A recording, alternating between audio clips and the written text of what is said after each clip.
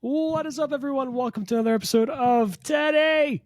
What game is up doing? Can't stop snapping, and it's reversal day. Brad's got the headband. I've got the hat. We're going to be grading every card in Series 3, leaving all the hot takes on the table. We are brutally honest here. We also have Corvus, and then his lover Proxima Midnight coming out, the heralded ship, that I think has had some very shocking developments. Brad, hot takes on Corvus. We're 2 days in. The hot take I have is that I was right for the last 2 months. That is a hot take. Yeah, I know. I'm usually wrong. So I've been saying for the last 2 months since this got spoiled or data mined that Corvus is going to be a card that I'm like is going to be horrible. Oh, okay, it's going to be bad. It's reminding me of Black Knight in the sense of, okay, you don't want to put this in the traditional, APOC swarm type of show, right? That didn't really work for me. It's not bad, but there are things you want to be doing other than Corvus, and the extra energy doesn't really do anything. It's like, why is it you don't see X23 play in that deck, for instance? Right. And I was saying Electro Ramp with Sandman seems like a perfect shell, and you just slot in Hela as one of your top 6 drops, and that's what's come to fruition exactly as I said. So I will give myself a pat on the back. Just I have 2 things under my belt. Yeah. Jeff is really fucking good. I don't know when. Yeah, I'll stand by that. Thumbs up for me, baby. Jeff is really fucking good, and this belongs in Ramp. So I got those 2. Really solid in Ramp. I was wanting him to be good in Thanos as well, a deck that just wouldn't care about cards getting discarded, but it never felt as good as like other play patterns in Thanos.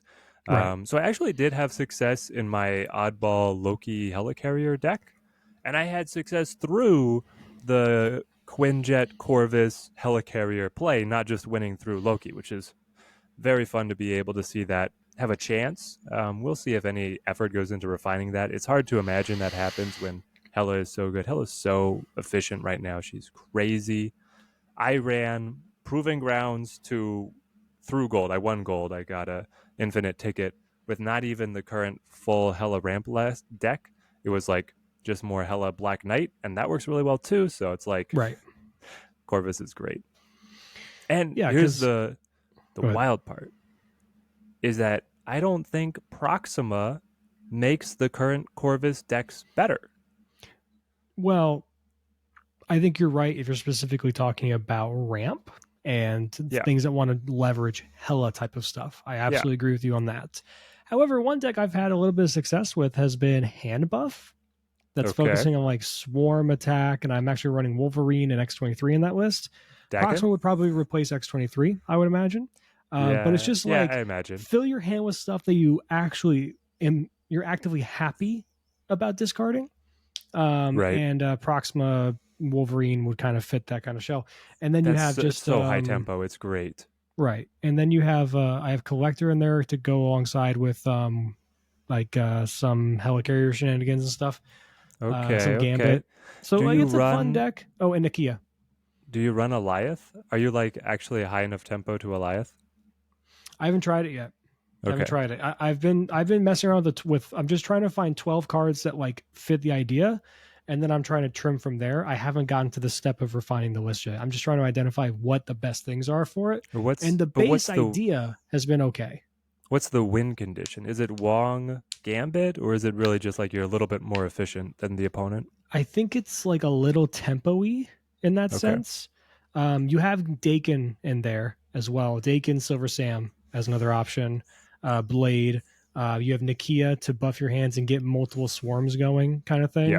Yeah. So that's like the idea. And I had Okoye in there at one point. Cut Okoye.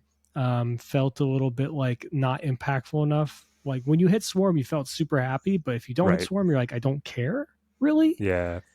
It's a weird deck to figure out. It's one that you don't want either. You don't want APOC in it. You don't want your Dracula. You don't want MODOK. It's very tempo-y, but I think Proxima will make that an actual possible deck. Do you really not want MODOK? What if you got MODOK in there? I don't know. Okay, well, I've tried MODOK in the past with a different version of this before Corvus came out. Yeah. And it was fine. but it made me want to run uh like APOC and stuff. I don't know.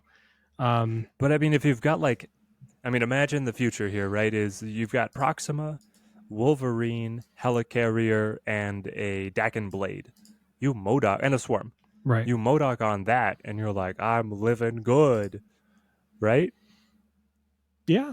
Again, it's a tough 12 to figure out because you have to like have enough stuff in there to like enable your Corvus and your Yes. Modoc and stuff. So, but at the end of the day, a 5.8 is a 5.8, Is it and just, that could just be enough. yeah, can you copy Destroy's homework and say that you need this many cards that want to be destroyed and this many cards that will destroy, but flip it to this many cards that want to be discarded and this many cards that want to discard? That's a great way to look at it. Yeah, should Because definitely do that. destroy does four attack cards, and then you have X-23, um, Wolverine, and Deadpool. So 3 priority targets, and then you run 2 big payoff cards in Death and Null, and you run 2 like buff cards to facilitate. And so you kind of have the 2 hand buff cards. You got the 3 targets, or the 3 targets, and then like 4 Right. attack cards or something. The deck just I mean, I was talking about this earlier. We were talking about in when I was streaming this morning or today in general, talking about Destroy and how good it is Yeah, right now. so good. And the reason it's so good is simply because of I think in a large part it just has so many locations that are just good for them, and very few, if not really any, I would argue, that are bad. Like even Right. Wakanda and Nowhere, which are locations that you would think are just really bad for Destroy.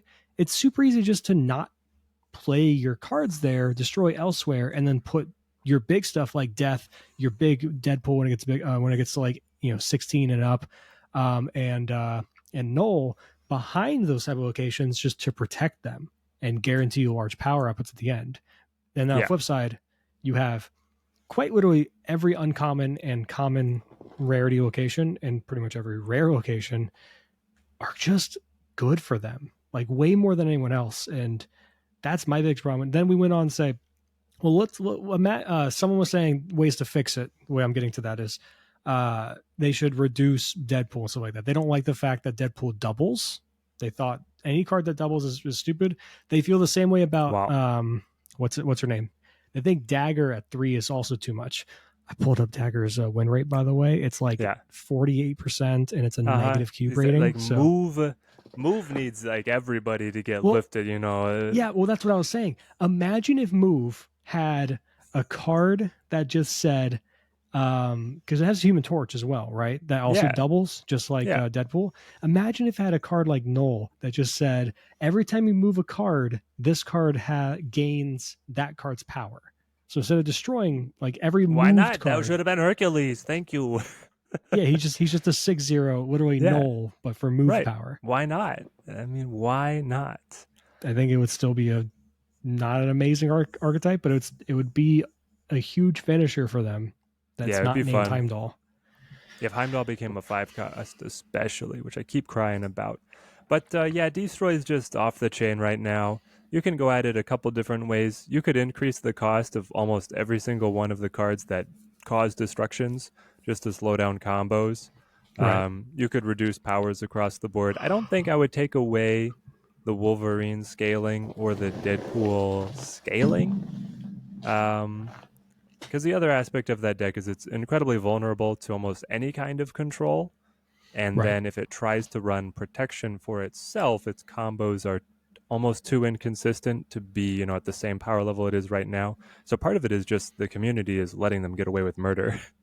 And they're That's a not big running part of Shadow it. King. They're not running the stuff that'll be able to bite I them. will say though, I do have a potential nerf that I've thought about for a couple seasons now, and I don't know why they don't do it Yeah. for Destroy. But it wouldn't like it's not like the ban hammer where it just says this deck doesn't exist anymore. These are they're two subtle changes. They're the Yep. same thing, but for Death and for Null, just make it that the only things that affect their stats, Death's cost reduction and Null's power increase, is things that you've destroyed on your side. That's it. Yeah. So you have to be the one to destroy them, and they have to be on your side, which means what's it called? Killmonger on a Central Park doesn't just Right. reduce death by 6 off rip, Make it free or immediately. It's crazy. yeah, or when you have the cave or the mines, and you get the Yep. rocks, death is immediately free off rip. She reduces by 4. That's still insane. A great high roll for you, but So here's the thing. I right. like death being that way, not reciprocal. I actually love null playing off of enemy cards being destroyed. What if could null gain half They for can't do your half increments. destroys, but They can't do full half. for enemy They would destroys never. They will never ever. Because remember, Glenn's even said they considered it at one point, and they said they'll never do it because it's just too complicated. to math out? Yeah, it takes away from It's inelegant. the. That's also fair. Yeah. Okay. It just I you definitely wish they had it, right? That you wish that they had these half That point tuning increments, lever. because like sometimes a full point off of whatever of a card for its power is too much, but then like a Yep. half point might be that sweet spot. Like That's imagine the if other thing is Deadpool was a Deadpool half a starting at point. point 0.5. Yeah, Yeah, exactly. yeah, it just Like goes to you 1, can't then to start him 2, at then to 4. 0, but yeah. Right. Well, back to the drawing board. And I'm sure, I mean, they have other levers like we've talked about of the cost and power level of anything in the middle of their play pattern. Anything that breaks up some of these combos will make it harder. I mean, heck, you could even move Wolverine up to 3, you know, play around with I some different wouldn't options here. hate it. You could also Um move Venom. I know they proposed 4, but hear me out. A Venom on 5 cost, that makes it a lot harder, but it could make him, this huge payoff still for the deck. I'm not sure. Someone in my chat this morning also said Deadpool to 2, make him a 2/2 that Yeah. does that, and I'm just like, well, I mean, okay, hear me out.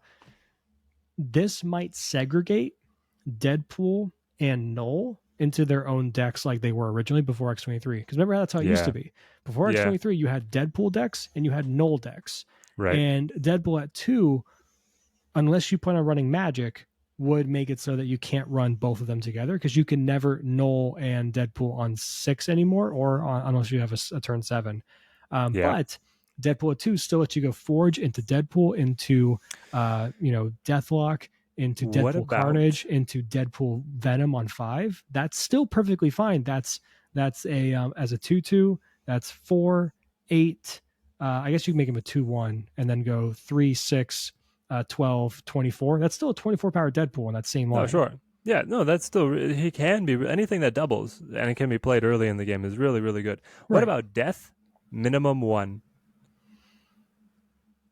Okay. She can't be 0. or minimum 2? I mean, would something like that where But that's then we get the we end up crossing that threshold of like inelegancy, you sure, know? but I'm just thinking of like what's the worst thing they do to you, and that's Null, Deadpool, Death all on the same turn. Correct. Yeah, And I so, agree. what is the most elegant way to break up that trifecta? X23 a 2 cost, Wolverine a 3 cost. Yeah, that might do it too. Yeah. Just move your 2 other enablers up a bit. Yep, slow it all down. Yeah. Makes it way harder to weave it in. And then Remove maybe Hulkbuster from the game. maybe you give X23 a little bit of a discard buff, right? Where she Oh, sure. regenerates back to hand when you discard her. That's really interesting. Be a complicated card, but I might be here for it.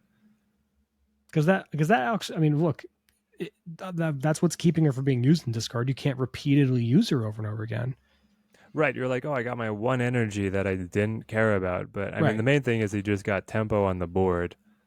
And there's not yet a full, like, discard, destroy hybrid list. And that would make the Wong Gambit stuff way better, Yeah, if you had X23 bouncing back and forth because now you instead have of the you rule had to 3 hold. again. You have Swarm, Yeah, APOC, and X23 as your regen cards to your hand that you can keep hitting right. with your guy. Unfortunately, I think that Wong Gambit deck is so toxic, I don't necessarily want to enable it, but True, but Gambit's only frustrating when it hits a. Can we just make Gambit discard a card, destroy a random card in this lane, please? please, Ooh, instead of please. wiping your whole board. I'd rather it be targeted and you lose your Exodia deck a little bit. It Yeah, makes it a more efficient card overall. right. I think it actually would be a buff. No, yes. Um, and it makes it so you don't have that feel bad from the Gambit player perspective of like, oh, they have cards in Wakanda. I hit their stuff there and I'm sad. Yeah. Yeah. You can actually choose. And then also on the flip side, you don't get the feels bad from the opponent's perspective of, oh, they got the 1 and 8. They got the 1 and 8. Exactly. Amazing. Yep. Yeah. Of course they did. They always do. Right. So I would like to see that. And as far as hell, I don't give a shit. Don't care. And I hope that they is my do quota of something cursing in this about episode. I hope they do something about Hella. Hella just feels like too free right now, but I don't know. It's just the RNG aspect of it is always what sucks, right? It's losing to it when it goes off, feels bad. You're like, couldn't do anything about it. And even when you beat it because their RNG didn't work for them in their favor, it's just like, all right, they would have won if these two cards flipped, or I would have Yeah. won if these two cards flipped. So, Yeah. last thing I want to talk about real quick on Corvus before we go back to our tier list as we go to tier 3 or series 3. You see, it's all a bunch of ramp stuff. Sandman ramp, Sandman ramp, Sandman ramp. Or all 4 of these. Thanks, Dara. Actually, Regis. This is Regis's list. The first one, Regis Kilby. Oh, yeah, yeah. I think the idea of running Infinite, Giganto, and stuff like that, because this, and also Blade, I think this is incorrect. I wholly believe this is the wrong way to build the deck, because you're thinking in this instance, okay, Hela is your plan A, because you also have Jubilee to help find these big things that you're throwing into your deck as well to, in Yep. addition, help out the Hela stuff. I think that's wrong. I think what you should do is cut the Blade, play something like a Nebula or like one of your early game stuff if you really want to have early game that you would typically in ramp normally. And you just have Hela as one of your other 6 costs as a backup to bring back Corvus. Because what happens when you Corvus and you hit Electro and Blade? Okay, cool. I don't care about Hela. It's not needed. I'm just going to go into my other stuff. Like I still like Doom and Odin. I do think though you should still do like Leader. I think Leader's still very good. Magneto, I don't mind. I just don't like the Giganto Infinite stuff. I don't like the Jubilee. Like the Ronin I'm pleasantly happy with, but Oh, yeah, yeah, yeah. The I Sandman, think you're treating Ronin. this too much as a plan A. It should be your plan B. Sandman is just kind of an all-star right now because he Right. shuts down Destroy and Loki and Sarah Control all incredibly well. And those are just to name like the other top meta contenders. And so when you can get that counter off, you feel incredible. Um, I do. It's tough to say how you want to refine the deck. I feel like I really like having Black Knight in here as kind of the backup. Mm-hmm. And that's where obviously you would No, that's keep fair. Blade. You just have to start cutting other like value targets, and so your ceiling of the deck goes down, but the floor comes up, kind of thing, and finding I that mean, balance of Corvus is just good in the Black Knight Hela list. I already did that. yes, oh yeah, But then I don't think you should be just playing Sandman though. I yeah. mean, No, the Sandman then is kind of you go away from that a little bit, or right. you just have it as an option if you're not drawing the way you want. Like this one below, the one that has this really bad win rate and cube rate, I think is Yeah, on the right track though. I think it's a bit too 5 cost heavy, in my opinion, because now you're going on these, you're going all in on ramp. You have 3 cards to ramp you, and you're going, okay, I really want to hit a 5 cost and a 6 cost and a 6 cost, right? But sometimes you won't hit these. That happens, even with running 3 of them. And then you just end up playing what, a 5 and a 6? Because you have no 4s. I feel like the right way to do this is trim 2 of these 5s, 1 of these rampers, probably wave, because you don't want to help your opponent. You want to be the only one taking advantage of it in this case. right. And then giving yourself 2 or 3 early game cards, and or I guess 3 early game cards is what I think. Like a couple 1 drops and a 2 drop, or like couple 2s and a 1 kind of thing. Like Jeff, Nebula, and Medusa is where my mind goes, because then you at least have a way to get priority. And then Ebony otherwise, Maw. I'm a fan of pretty much everything else in this list. Once upon a time, Hella ran Ebony Maw Right. Yeah, because she actually that's didn't true. care. Like if he got discarded and revived with Hella, that's fine if you play her. early, Hela can revive behind him, or the Mhm. Doombot, or the Vision if you're keeping the Vision, et cetera, et cetera. And I like Ebony Maw in ramp before because I like to go Ebony Maw into Jeff in that lane and be like, I have 10 power right off the rip. Right. And then I can get into there with Doctor Doom as 15, maybe Yeah, Odin it get to 20 off exactly. of those cards there. So yeah, maybe Ebony Maw is the play. Worth trying. Because like once you're later in the game and he's unplayable, you were never interested in spending the one energy on him anyway. Correct. Yeah. All right.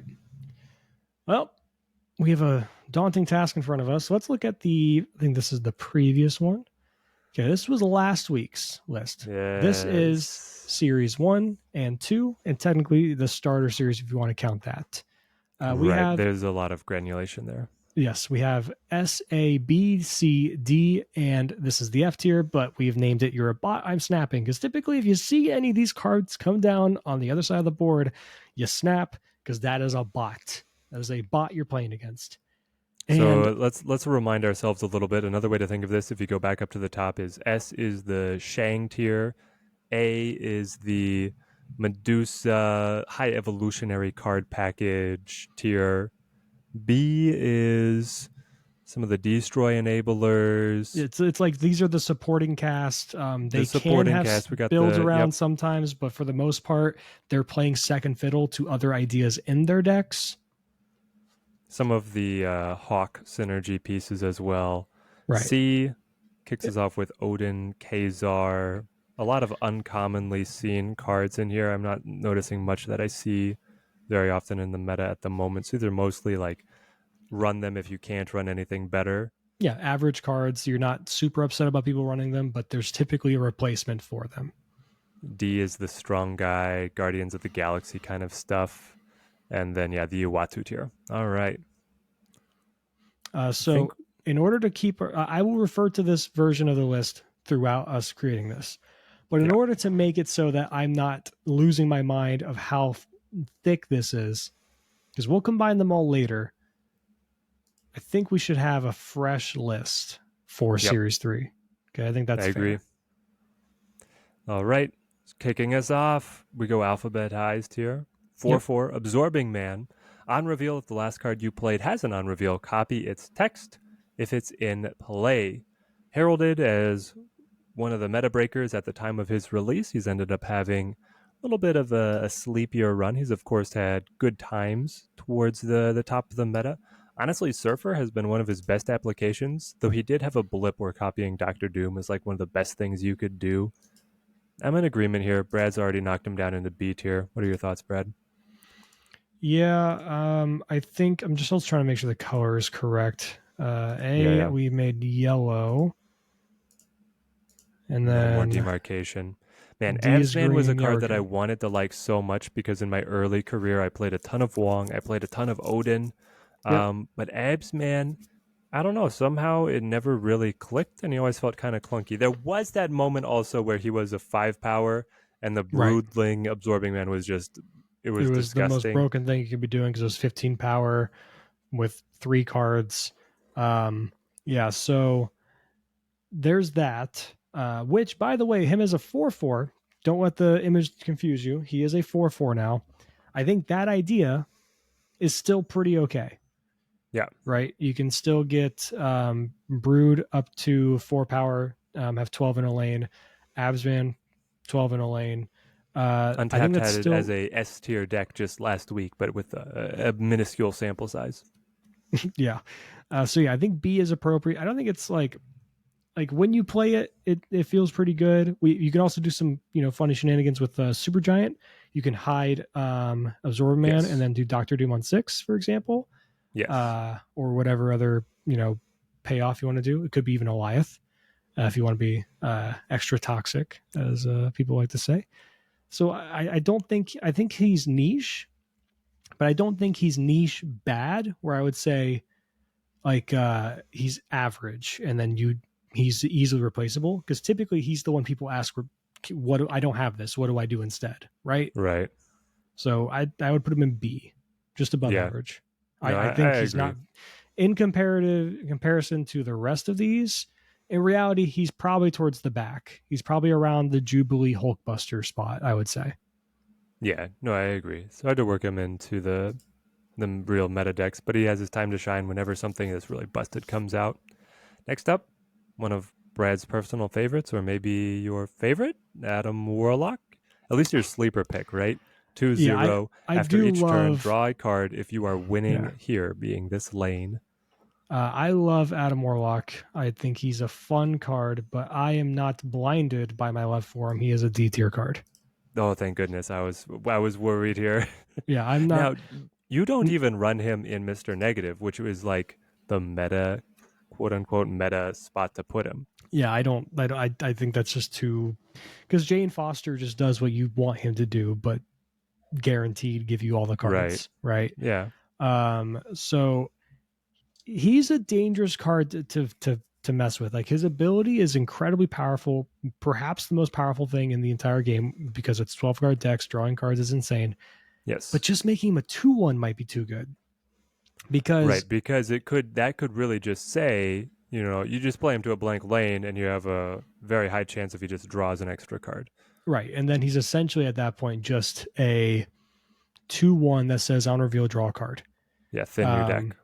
Yeah, and because like he's probably not gonna draw any more cards after that. Uh, but yeah, drawing a card as a 2 cost is very good. I do love me some Hawkeye into Adam Warlock. No one expects it, and it's surprisingly pretty efficient in the right shell. Or But Martyr. or Martyr, yeah, Martyr works too. So is that good though? Yeah. No, it's not. If he ever finds a way, like if Phoenix Force or Destroy ever finds a way to leverage him, heaven help us all. Do you think a Arrow. 1/0 is fine Oh, though? yeah, yeah. Maybe about a 1/0 with Adam Warlock. Well, I mean, he makes him more vulnerable to be destroyed, right? But still, like, Right. no. I like him where he's at, which is not seeing much play. Just because I feel like Snap is so consistent already, we don't Right. need other ways to make decks more consistent. Like, we moved away from Chavez. We're going to stay away from Chavez. We're going to stay away from, like, buffing Warlock. Then how about we just get a full rework for him at some point? Give the character a chance to shine with something, another Yeah, ability. it's a phenomenal character. It's one of the strongest characters in all of Marvel Comics. So Agreed. Yeah. If you guys like the tier lists, we might do a tier list of the cards that most need a rework. Let us know. We're feeling this out. And Arrow, next one up, 5/9 on reveal. Move the last enemy card played anywhere to this location. She is now one of the most changed cards in all Snap. I do believe that the title is actually held by Devil Dino, but she might be tied or just one behind. Brad's dropping her in B. 5/9 is just great stats. Yep. She's now mediocre control and not played very often. You go B instead of C? I see her a bit more often. Let's go look at Untapped real quick. I could be mistaken. I think she has a somewhat respectable scene rate. In her what? stats. Yeah, I don't. 2.2. My meta pocket does not play Arrow anymore. So from 80 to 100, 6,000 plus collections, she has a 2.2% collection or popularity. I mean, Sandman prior to Sandman, even with his recent surge, is at 2.7.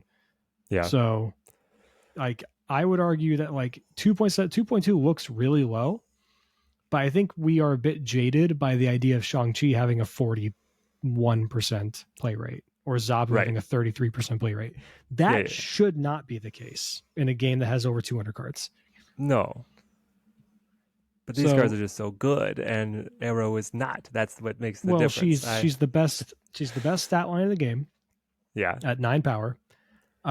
She has niche applications. Yeah. She has niche applications. Sure. And I would argue that like when those applications are warranted and where she's needed, she does her job incredibly well, and she can win games based off of her effect. And it's also hard to evaluate her correctly because if this was old Arrow, she's S tier. She's up there with Shang-Chi. Yeah, we have to make a new tier for her. She's that good. Yeah, actually, no, yeah, you're right. She would just be the Arrow tier. I think you're right. But I don't know, man. I just feel like she does enough and has a good enough stat line where like it's easy to be underplayed. She's got a 50% win rate and a .14. That's above average in terms of like cube rates and stuff, And right? honestly, It's that's very good for having no presence in the most meta decks, right? right. That's the thing, is so many times the card's win rate's just going to reflect the deck that it's most common in. And because I'm not thinking of any super common arrow decks, I'll give her the B. She's kind of the mini Magneto, that play pattern of being able to lock your opponent out of a location by, oops, you suddenly filled it, buddy. That's tough. But she does, I mean, she also fluctuates wildly on the meta. Is the meta playing lots of cards, or is the meta playing a couple? So, Yeah, I liked her in but my priority yeah, deck, but nice. Rolling on, Agatha Harkness, Queen of Priority, why are these all the way down 614. here? Agatha starts in your hand and plays your cards for you. She also whispers sweet nothings in your ear and steals all your boosters. Ah. Yeah, so F tier, right? Like just Mm-hmm. I would love an Agatha deck to be good, genuinely. Some people said with Corvus and Hella, like you can make it work. But I've seen some people try. yeah, maybe, sure. I Do don't you know. remember the nightmare that was it was that location when it would get the most expensive card into your opponent's hand and everybody played Agatha? Right. Yeah, that was I took a hiatus during that a little bit. It was just She's a fun card. She's a cool card to play. And like make work. But just by her very design, by her nature, she'll never be a good card. So yep. All right. Colson, 3/4 on reveal. Add a random 4 cost and 5 cost card to your hand. I'm initially thinking Colson B tier. B. It's just Um, such a victim of how far Loki has fallen out of favor. We would have been putting him higher if Loki was still at the very top of the meta. I think correct. Colson's very good. I agree he's very good. I will say he's better than Absorbman and El Era, so let me refrain.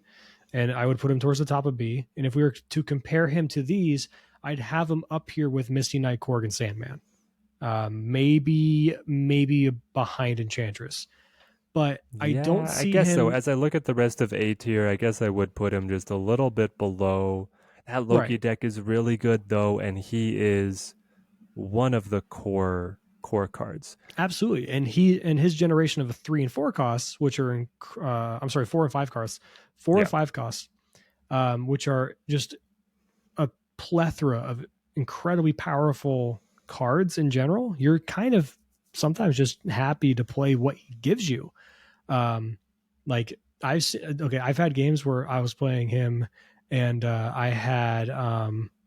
I've got there was Death's Domain Yep. on the field, and I got my 4 cost was Sherry, my 5 cost was Nimrod, Oh yeah. and I was like, oh, sweet, It's a just beaut. free 12 power in 2 lanes, amazing. Insane. So yeah, I think he's really good. I want to put him in A tier. My heart says A tier, but my brain is like he's actually B tier, and he's actually B tier because he's not a build around card. He's a supporting cast card. Yeah, fingers crossed that Songbird, Mockingbird, whatever is gonna Oh, bring she's the gonna be agents back so together. good. And Yeah. to be clear, I'm not saying that there are cards in A tier that are not build around cards. Like I would say Medusa, Killmonger, Storm, and like Sunspot, Wolverine. These are not build around cards, but they are good enough in the decks where they go, or they have enough great general application where that's why they're in A tier. Just don't want to make people confused by me saying because Colson's not a build around card, he doesn't go in A tier. That's not the Yeah. rule of thumb. That's just a thing you can consider. Yep. All right. Now a card that really is a build around card. Zola, Oh, up Arnim here. Zola, to stay alphabetized. 6/0 on reveal. Destroy one of your other cards here to copy it at the other locations. So I'm conflicted Yep. because I don't want to just be like, oh, it's another B tier card. But that's where I'm kind of thinking. It kind of is another B tier card though. I almost think he's a C tier card. He's so telegraphed, right? Right. And like, I think he's just gravy on whatever you're doing. Like, yeah, the amount of times that I'll be streaming and I'm going against Destroy, which is a lot, by the way, recently. Uh-huh. It's Yeah. almost every game. And we see a Venom or a Knoll that come down earlier. It's a big Venom, and they're in a lane by themselves. And you're like, Oh, ooh, that could be a Zola play. Well, we lose to the Zola play, frankly. So if they have it, they have it. yep. Otherwise, whatever. Yeah. Because like the amount of times my chat's like, they can Zola mid, they can Zola mid. I'm like, yeah. What do you want me to do about I don't draw the Shang. it? And if I do draw the You Shang, play I for don't have your outs. priority. Yeah. Yeah. And then like if I play the Shang-Chi in the other lanes because I don't have priority and not in the Venom lane and they don't drop the Zola, I'm going to look like a jackass. Womp womp womp. Right. So but I do think, I just think it's a C tier card. I think it can be so powerful and so like just game breaking in the sense of like you that current game, you win that game for its effect, but it's so telegraphed and it's so, in most instances, I feel a little bit greedy where Yeah. I just think it's No, you're definitely greedy. right. Now, that being said, the amount of times, even in today, like this has happened like in the last like week or two, where someone does nothings, turns 1, 2, 3, they play Wong on 4, Panther on 5, and I'm like, I don't have anything to stop the Zola that's coming. I don't have anything to stop it. I'm really gonna lose to a Yep. 3-card play where they You did are. nothing until turn 4. And I'm like, please get this out of my face. I don't want to Just play this game anymore. manufactures hundreds of power just right there. It's crazy. So yeah, Very binary matchup. see. All right. Atuma is not Atuma. 4/10 after each turn. Destroy this if you have another card here. Yeah, we got to go C again for the Fishman, right? I mean, Yeah, I just want him to be better, and he's so good in certain applications. I love him with Supergiant. I like yeah, him with Zero. I like him in sure. Destroy decks and stuff. There's 3 homes I think he's very good in those homes. But there's just enough times, even when you have a supporting cast, to disable his negative effect, where he can still be awkward because you don't find those effects, and you're like, well, Yeah. I got a 4/10 in my hand that I'd love to play, but they debreed and I can't, you know. And 410 is looking worse and worse as Sentry and Cull release into the game. Right. So Should he get buffed? Maybe a little bit more power because that's a yes, please. I mean, already Namor got 412. the 411, Yeah, give right? Atuma a 412. 12. Okay. Yeah. I mean, see what happens. Yeah. The decks that he would go in are not really being played right now. So if you want him to be a leader, bring it on. Speaking of cards that could use a buff, could use anything, Baron Mordo. 2/3 on reveal. Your opponent draws a card, set its cost to 6, and snap. What? Means that they're a bot. Brad, no. I They're a don't bot, think you he's snap. F tier bad. He is, though. Okay, I'll put here's my reasoning. Here's my You don't reasoning. snap against people who play Mordo? No, because they could be I playing snap Ronin on and they sight. have no other cards. They don't have Master Mold, Right. right? So they don't have Master Mold, so they're playing a worse card. It is a worse card, don't get me wrong, and it's not very good.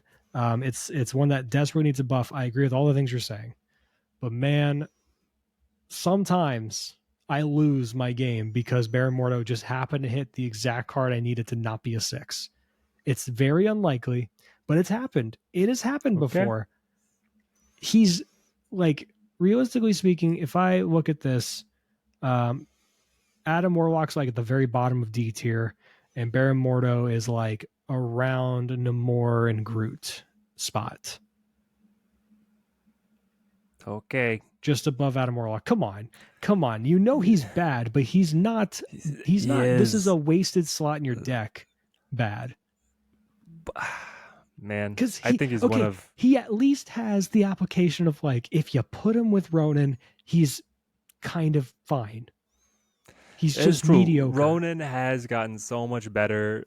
Maybe I have to reevaluate, but I've been on the train that Mordo is like the worst card in the game for a while.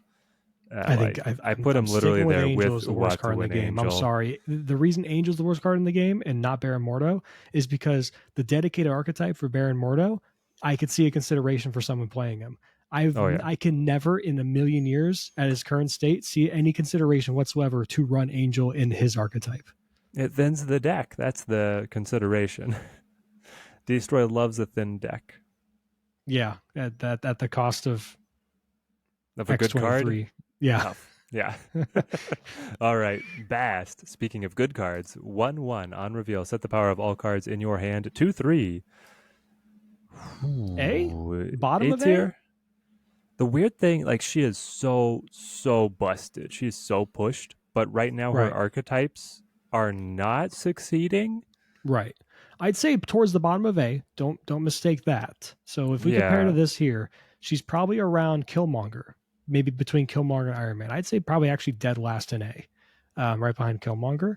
But I think she's better than Misty Knight and Korg and this stuff because how many times are you playing the archetype in which she's in, like Cerebra 3 or Bounce, and you're like, man, this a Bass at the top, please. That'd be amazing. That'd be such a good draw Oh because I yeah. have No, Iron you're Man in hand. I have Cerebro. I got Mystique. I got Wasp in hand. Please, please, I'm begging you. So every deck that you run her in, you really cheer to have her. right, And it makes a significant difference if you do have her or not. The raw stat line she puts out as a 1 cost is insane. very insane, especially when you're Yeah. talking about things like Cerebro and Iron Man, because then you're looking at Iron Man's not just a 5/3; it's a 5/3 that doubles everything in this lane. Cerebro's not just a 3/3; it's a 3/3 that gives +2 the rest of your deck. So Oh yeah. contextually, it's insane to hit those. That's like those are like you snap. Pretty So much. I do think A. Yeah. I'll take that. I'll take that. That was one of the cards I was really heralding as going to be great when she released, and And look at she that. delivered. Now let's see if we have the beautiful synergy beast at 2/2. On reveal, return your other cards here to your hand. They cost 1 less next turn.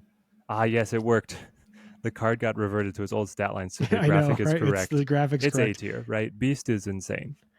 Yeah.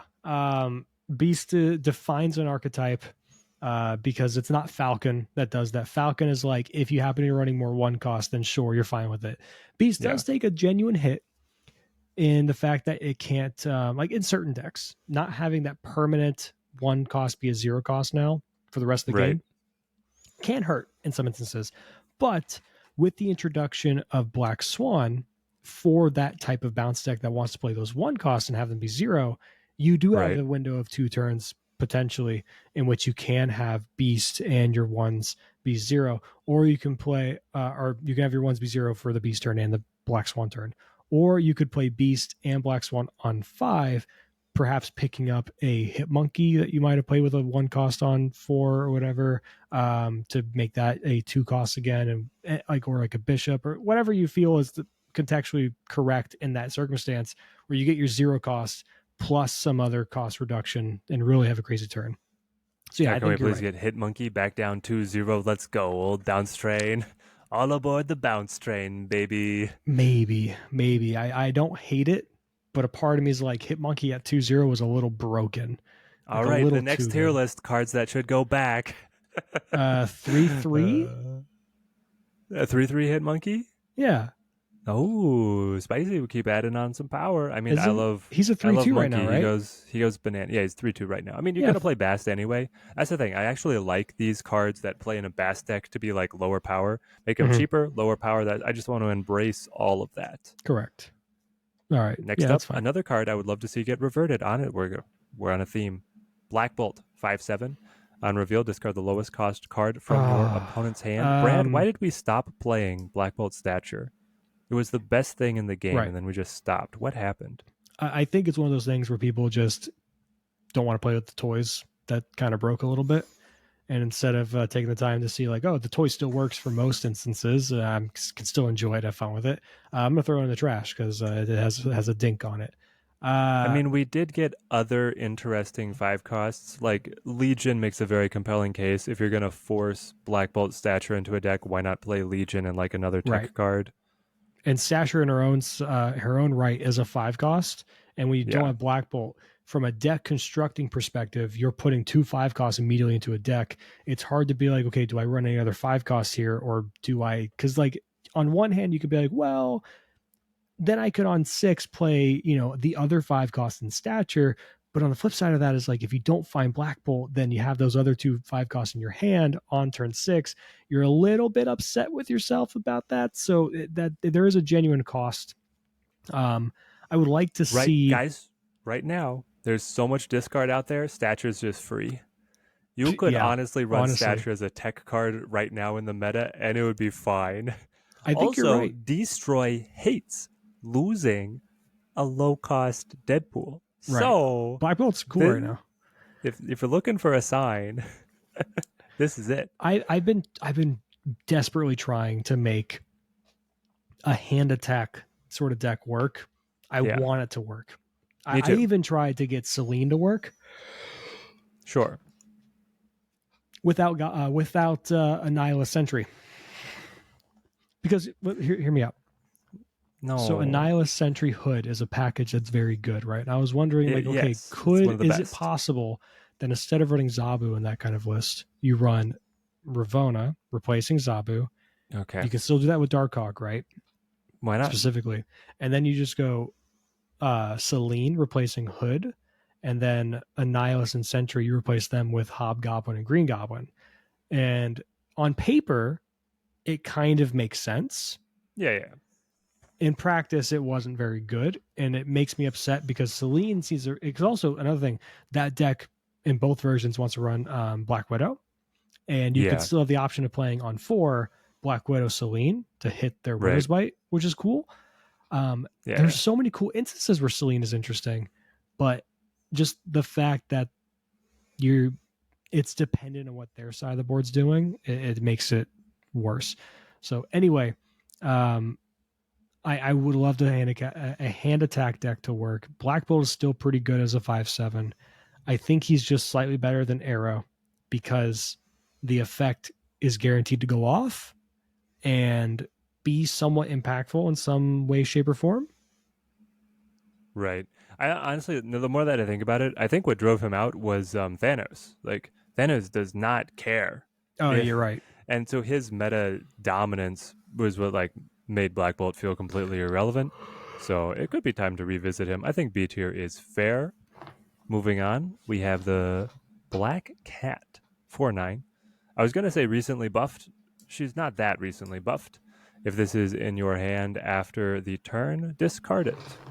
Going down C into tier. C tier, I kind of agree. She's obligatory in Hella, but also cuttable in Hella. Incredibly cuttable. I Yeah, cannot stand the fact that she is a 4 drop in the Black Knight Hello list because I know people are like, well, worst case scenario, your Black Bolt gets a 4/9. And I'm like, I don't want that.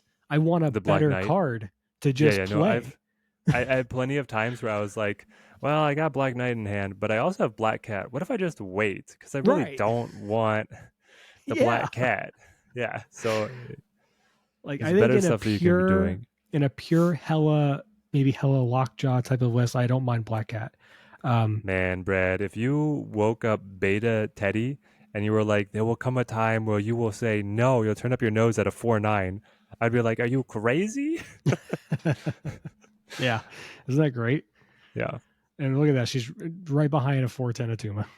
Yep, exactly. All right. Black Panther, 5/4 on reveal, double this card's power. We've talked about how crazy doubling is. Black Panther's been all over the board in terms of meta positions, putting him in C tier right now. I agree. Like, it's just, can the deck high roll and win? Yes. Yeah. But also, is it good? No. No. I Yeah. fucking hate losing to it.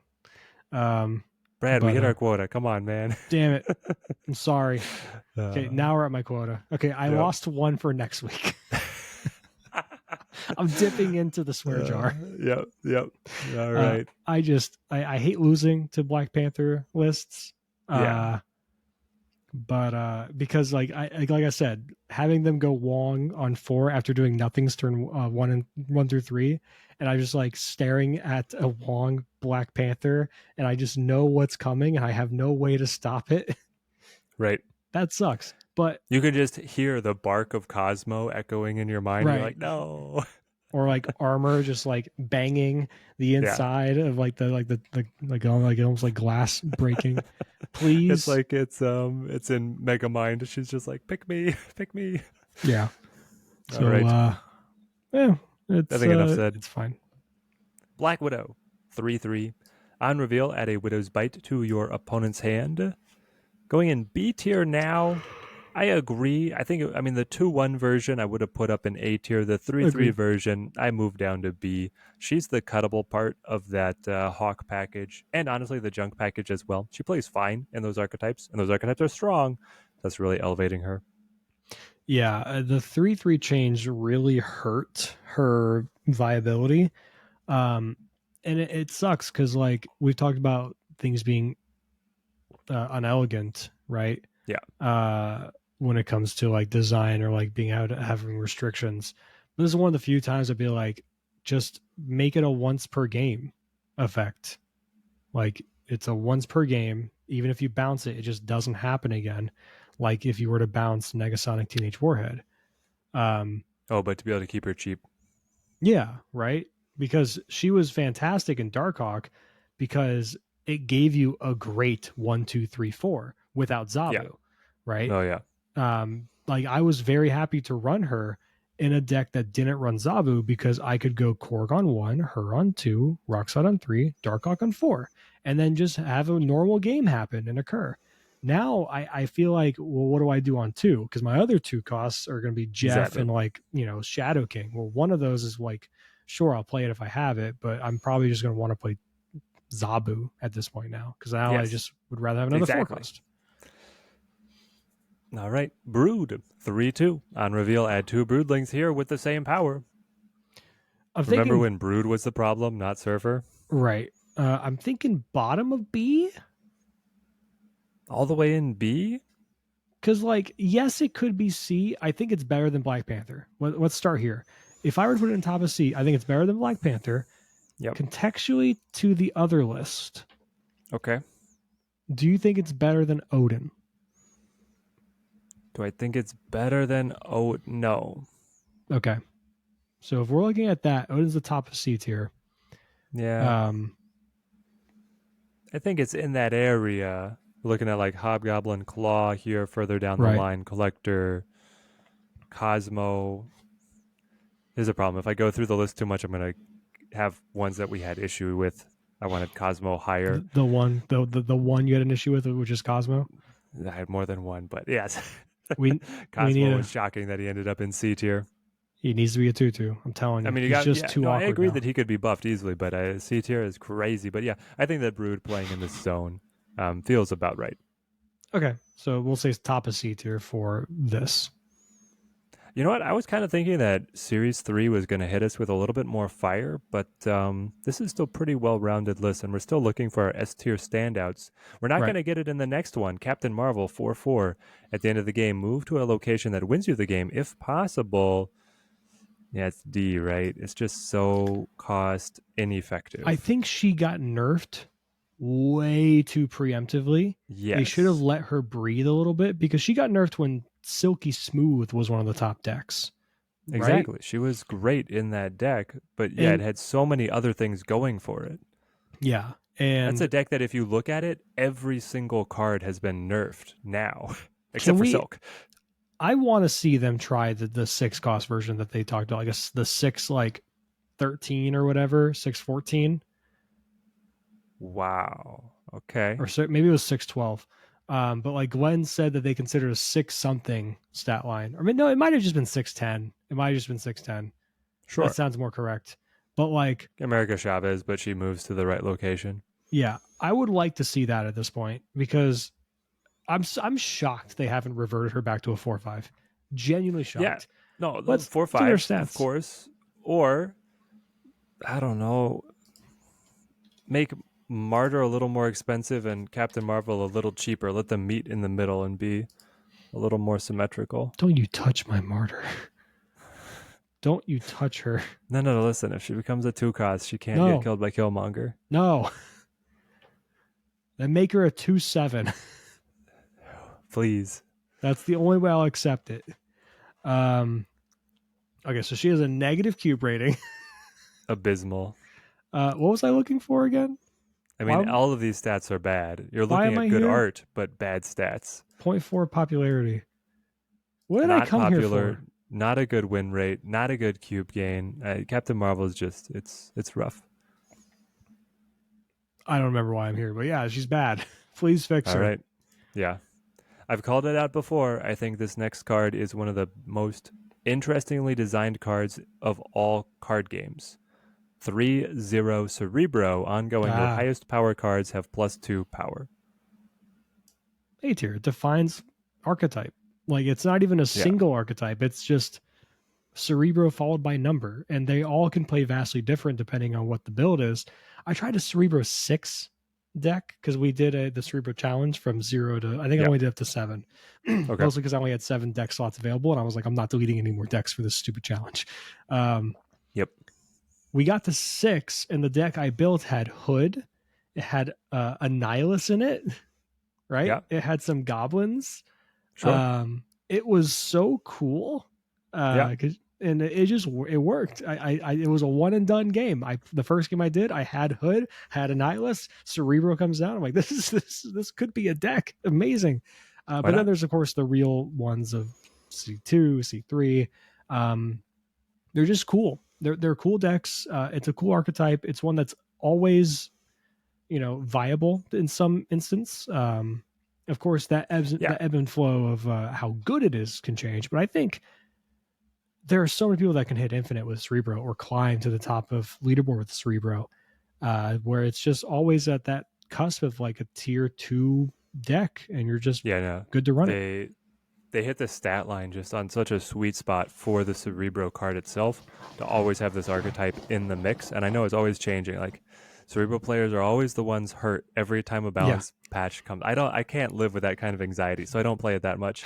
But there's also always a couple people in like the very top ranks, like top 50, who play Cerebro. Often Right. Cerebro threes. That's been the enduring one. But yeah, it's Because of just his really girlfriend fun. right next to him being Bast. Yeah, being Bast and being Mystique, right? So good. Colleen Wing. 2/4 on reveal. Discard the lowest cost card from your hand. In and out of one of my favorite discard cards. It has to be Blade now, is probably my favorite out of the package. Mm-hmm. But Wing Swarm Synergy is also something that we've actually seen in some just like good card decks, some Chex Mix decks. Right. I'd say B. Yeah. Like towards the top of B, at least for this list. Comparatively speaking, the rest of B, I'd say more probably next to Swarm, I think, like between APOC and Swarm. That's where I would probably Yeah. put her. She's not as good as Blade, which is an A tier, because Blade has specific targeted spot in hand, which I think is better than, potential 50-50s between Swarm and Morbius if they're both in hand, correct? Oh, yeah. So yeah, that's where I No, think you have she to is. play Morbius in that situation, and then you're off curve for the rest of the game, and it's just And then you're really upset, and you're like, why didn't I play X23? it's a whole thing. All right. Crossbones 4/8. The 4/8, man. It's so disrespectful. You can only play this at a location where you are winning. Man, this is a card that could be a 4/10 and still might not get played. You're right. You're going C tier, not D tier? Okay, let's I compare. do not like Crossbones. I also do not like Crossbones. And the decks that I've played with Crossbones where he's actually been like fine, I still am like begging for a way to cut him and I play have to be something able to else play for those something few games he's better. awkward. However, Yeah. we have to compare him to the rest of the tiers. Look at the Yes. bottom of C tier. Okay. No, I'm looking at Strong Guy, Swordmaster. Rhino, Captain America. I'm like, that's his people. No, his people is Swordmaster. I think right. he's better, or he's better than Swordmaster and on par with White Queen as a card. Yeah, I mean, I don't love Swordmaster or White Queen either, but But they're not bad enough to be in D tier.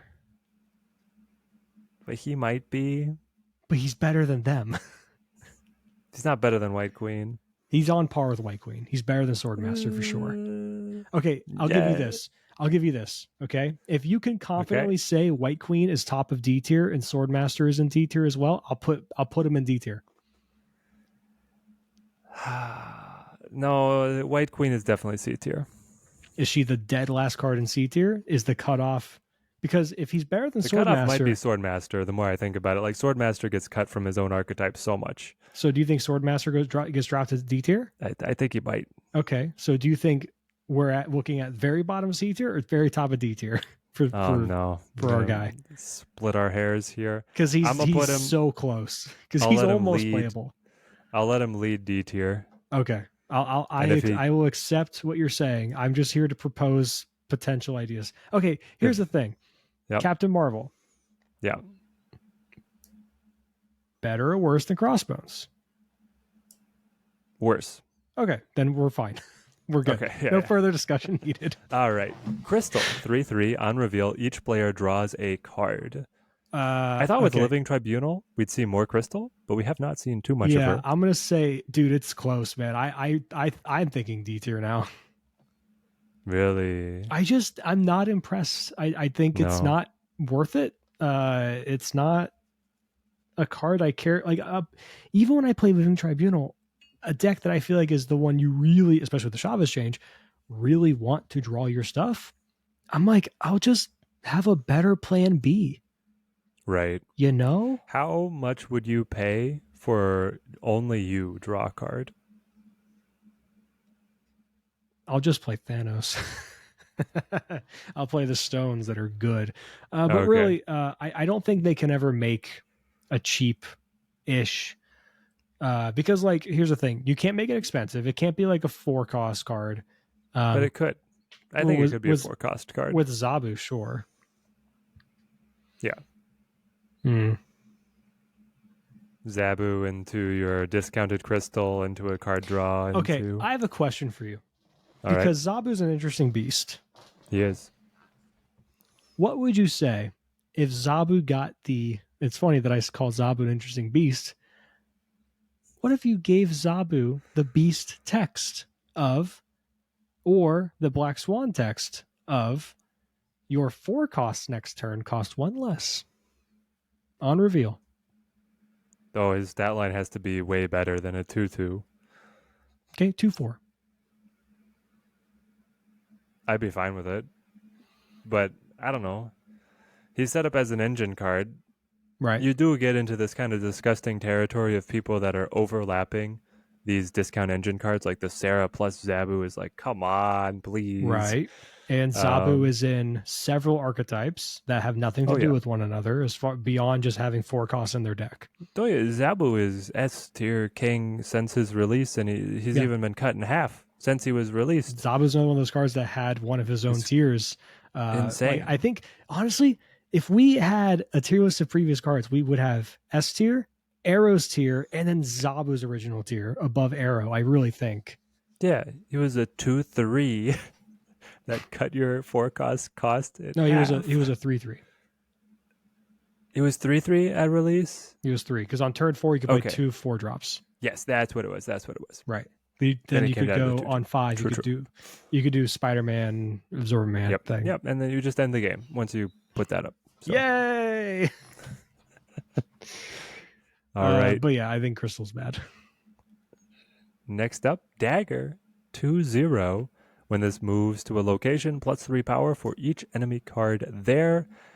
They've been given move little bumps and nudges, but nothing has fully materialized. I've been embarrassed by Dagger once. It was very embarrassing, but yeah, Dagger I don't think is one that... of, if not the best card in move now. Yeah. But that also doesn't say a whole lot. I wonder if there is like a small move package that's there. It just doesn't feel like it's good. Last time we talked about this, when we talked about like the packages and stuff, remember we had that whole episode? Then for the next week and a half, my stream was dedicated just finding these packages. I tried a move package, dude. It is not there. Gotcha. It makes me sad because I'm like, just run Ghost Spider, Dagger, and like maybe like Human Torch or something like that. I tried something like that. Maybe the problem was you weren't running Black Bolt Stature. I think we needed to search on. Yeah, just package.deck. I've tried. I've been trying that constantly. But here's Dagger stats. Looking at collection level 6,000 up, and they're bad. That's pretty bad.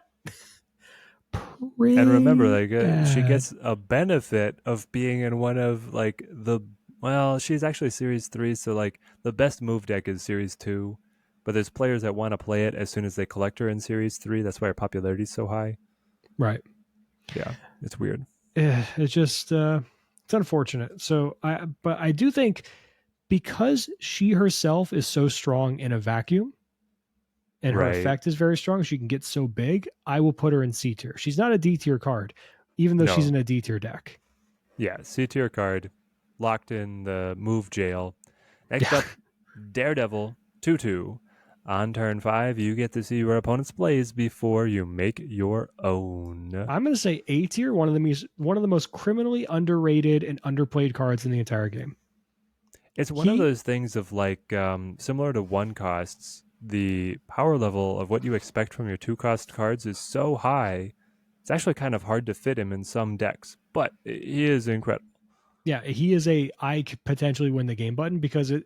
Okay, a cheat code with Daredevil. If you just want to have free, 1 or 2 cubes in your climb, once Daredevil happens, wait till they play their card, snap. Doesn't matter what it is. It could be a card where you lose the game, and 9 times out of 10, your opponent will leave off of that. Yeah, so the thing is that you play a high tempo deck, they show a card, and then as long as it's a card that has something that could counter it, you could Yeah, snap. And that yeah. bluff is terrifying.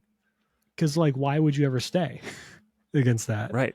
You'd be I'm a just like, crazy you person. could have it. You could. It's like from Iron Man 3. Remember when that guy's like, I don't even like them here or whatever. Yeah. Uh, Yeah. he just leaves. It's the same thing. It's like I don't even want this cube. You can I don't please. even like the cubes. I don't like this game, actually. I'm gonna install it. Actually, I'm done. So yeah, I think he's I feel like criminally that a lot underrated. recently. This season has been brutal. It's so is my Twitter feed. So I Yep. get it. All right. Next up, Dazzler, also one of the most changed cards now. 2 Yep, 2. yep, yep. I'm gonna Ongoing. put it +2 right power for next each to location that is full on your side. right next to Dagger and Dazzler.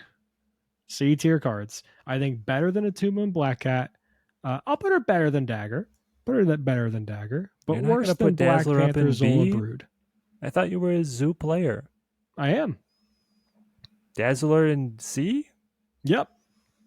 What do you think are the good cards in Zoo? She's one of them. Yeah, she is. I think she's B tier, man. You think she's B? Man, it's tough for me to say B because like it's just Maybe not. Zoo. It's just True. Zoo that she's good in. And even True. then, her peak is 2/8, right?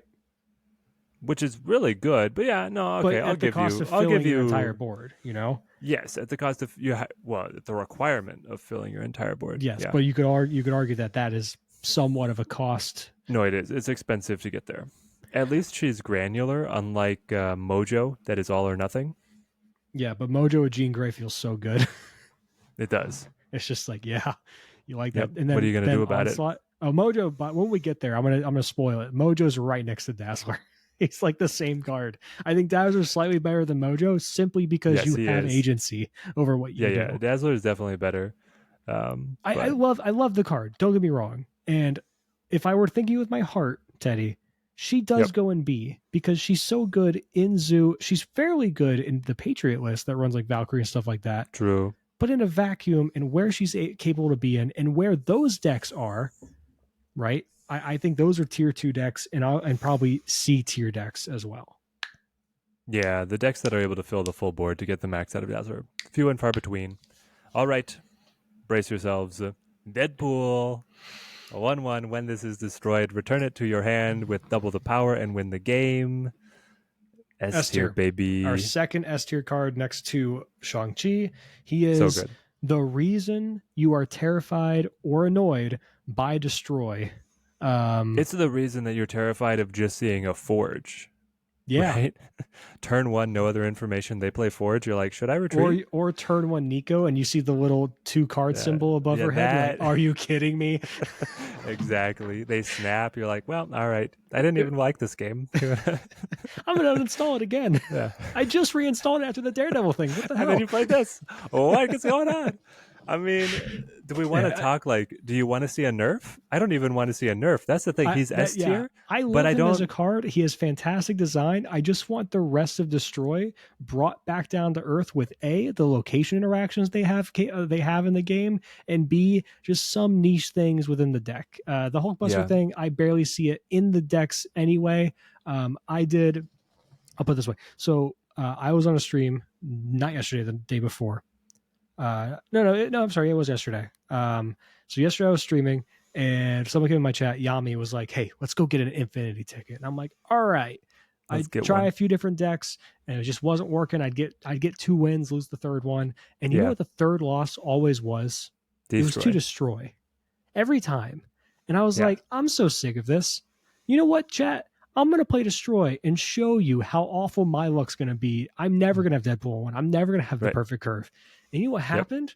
We had What all of happened? that and Oh more. yeah. And we Mm-hmm. flew through, no Easy. competition, all of gold. And it's just, and it wasn't because Deadpool was broken. It wasn't because the deck was broken. It was because I had Death's Domain, Altar of Death. I had Cloning Vats. I had Sinister London in like at least one of those kind of locations in every game that I played. It And it's high just rolls them like, so hard. how do you lose? Yeah, you can't. So yeah, You see them, you snap. that's my issue. Deadpool's fantastic, great flavor, great design, love the Yep. card.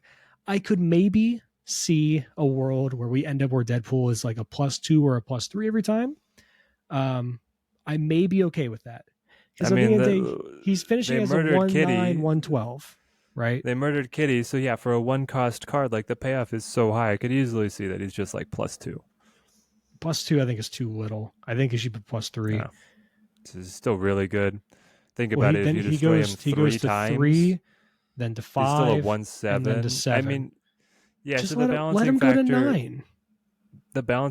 right, is that you have to pay the energy each time to get him back to the board to combo him together. Oh no, he go But to he's still 10. building up the payoffs of, and we can go ahead and swing to this. Next up, Death, 8/12, costs one less for each card destroyed this game. Also S tier, right?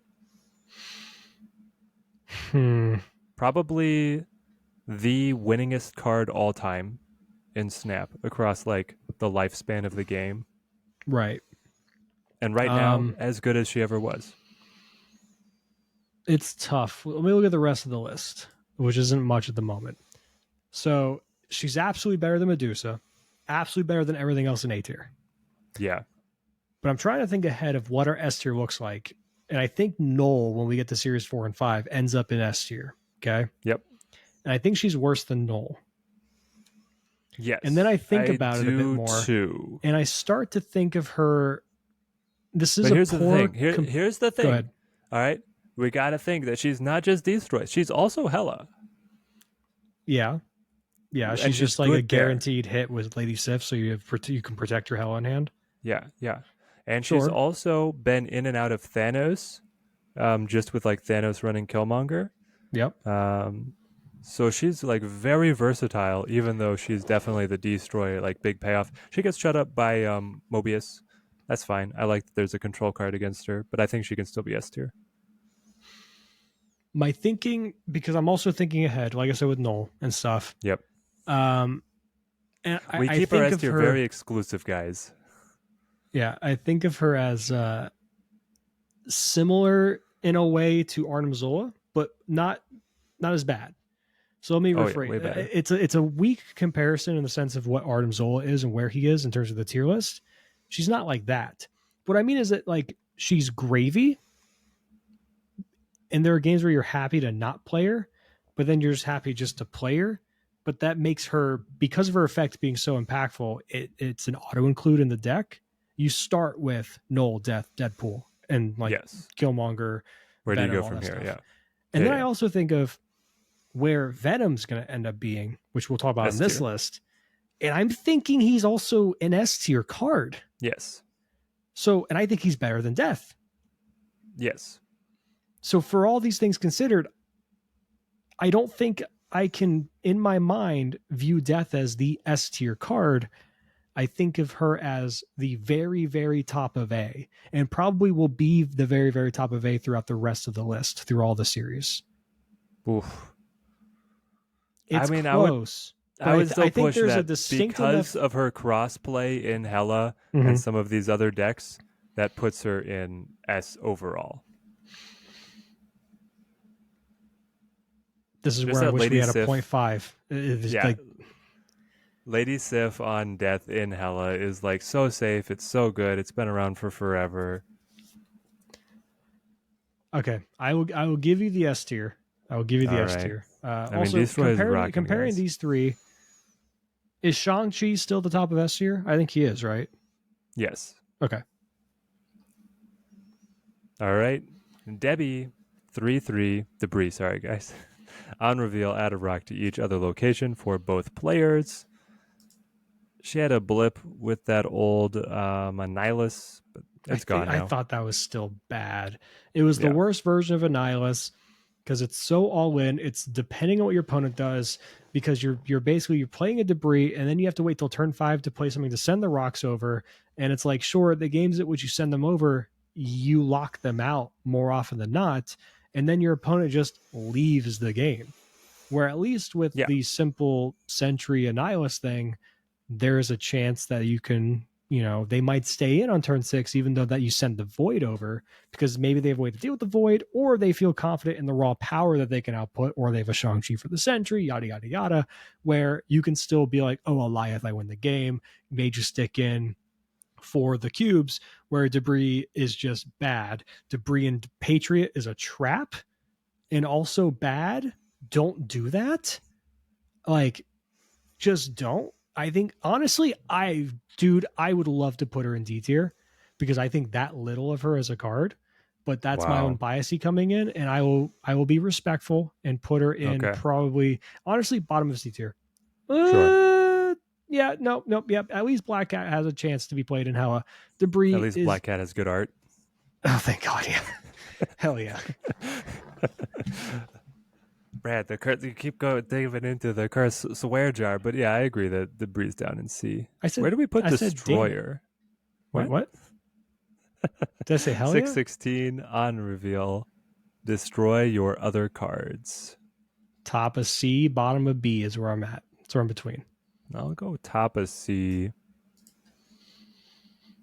It's just real hard to utilize right now, which is shocking with how many destroy tools there are. There's just, if you look up at S tier, there's other stuff I'd rather be playing.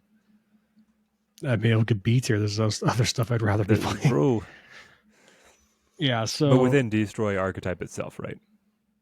yeah. I mean, I've been trying to make him work. I want him to work. He's fun when he works. It's just you can't just playing a single card a turn now. It's Right. just not the way to do it. His best deck is currently Zukula Right. because it can play multiple things in a game.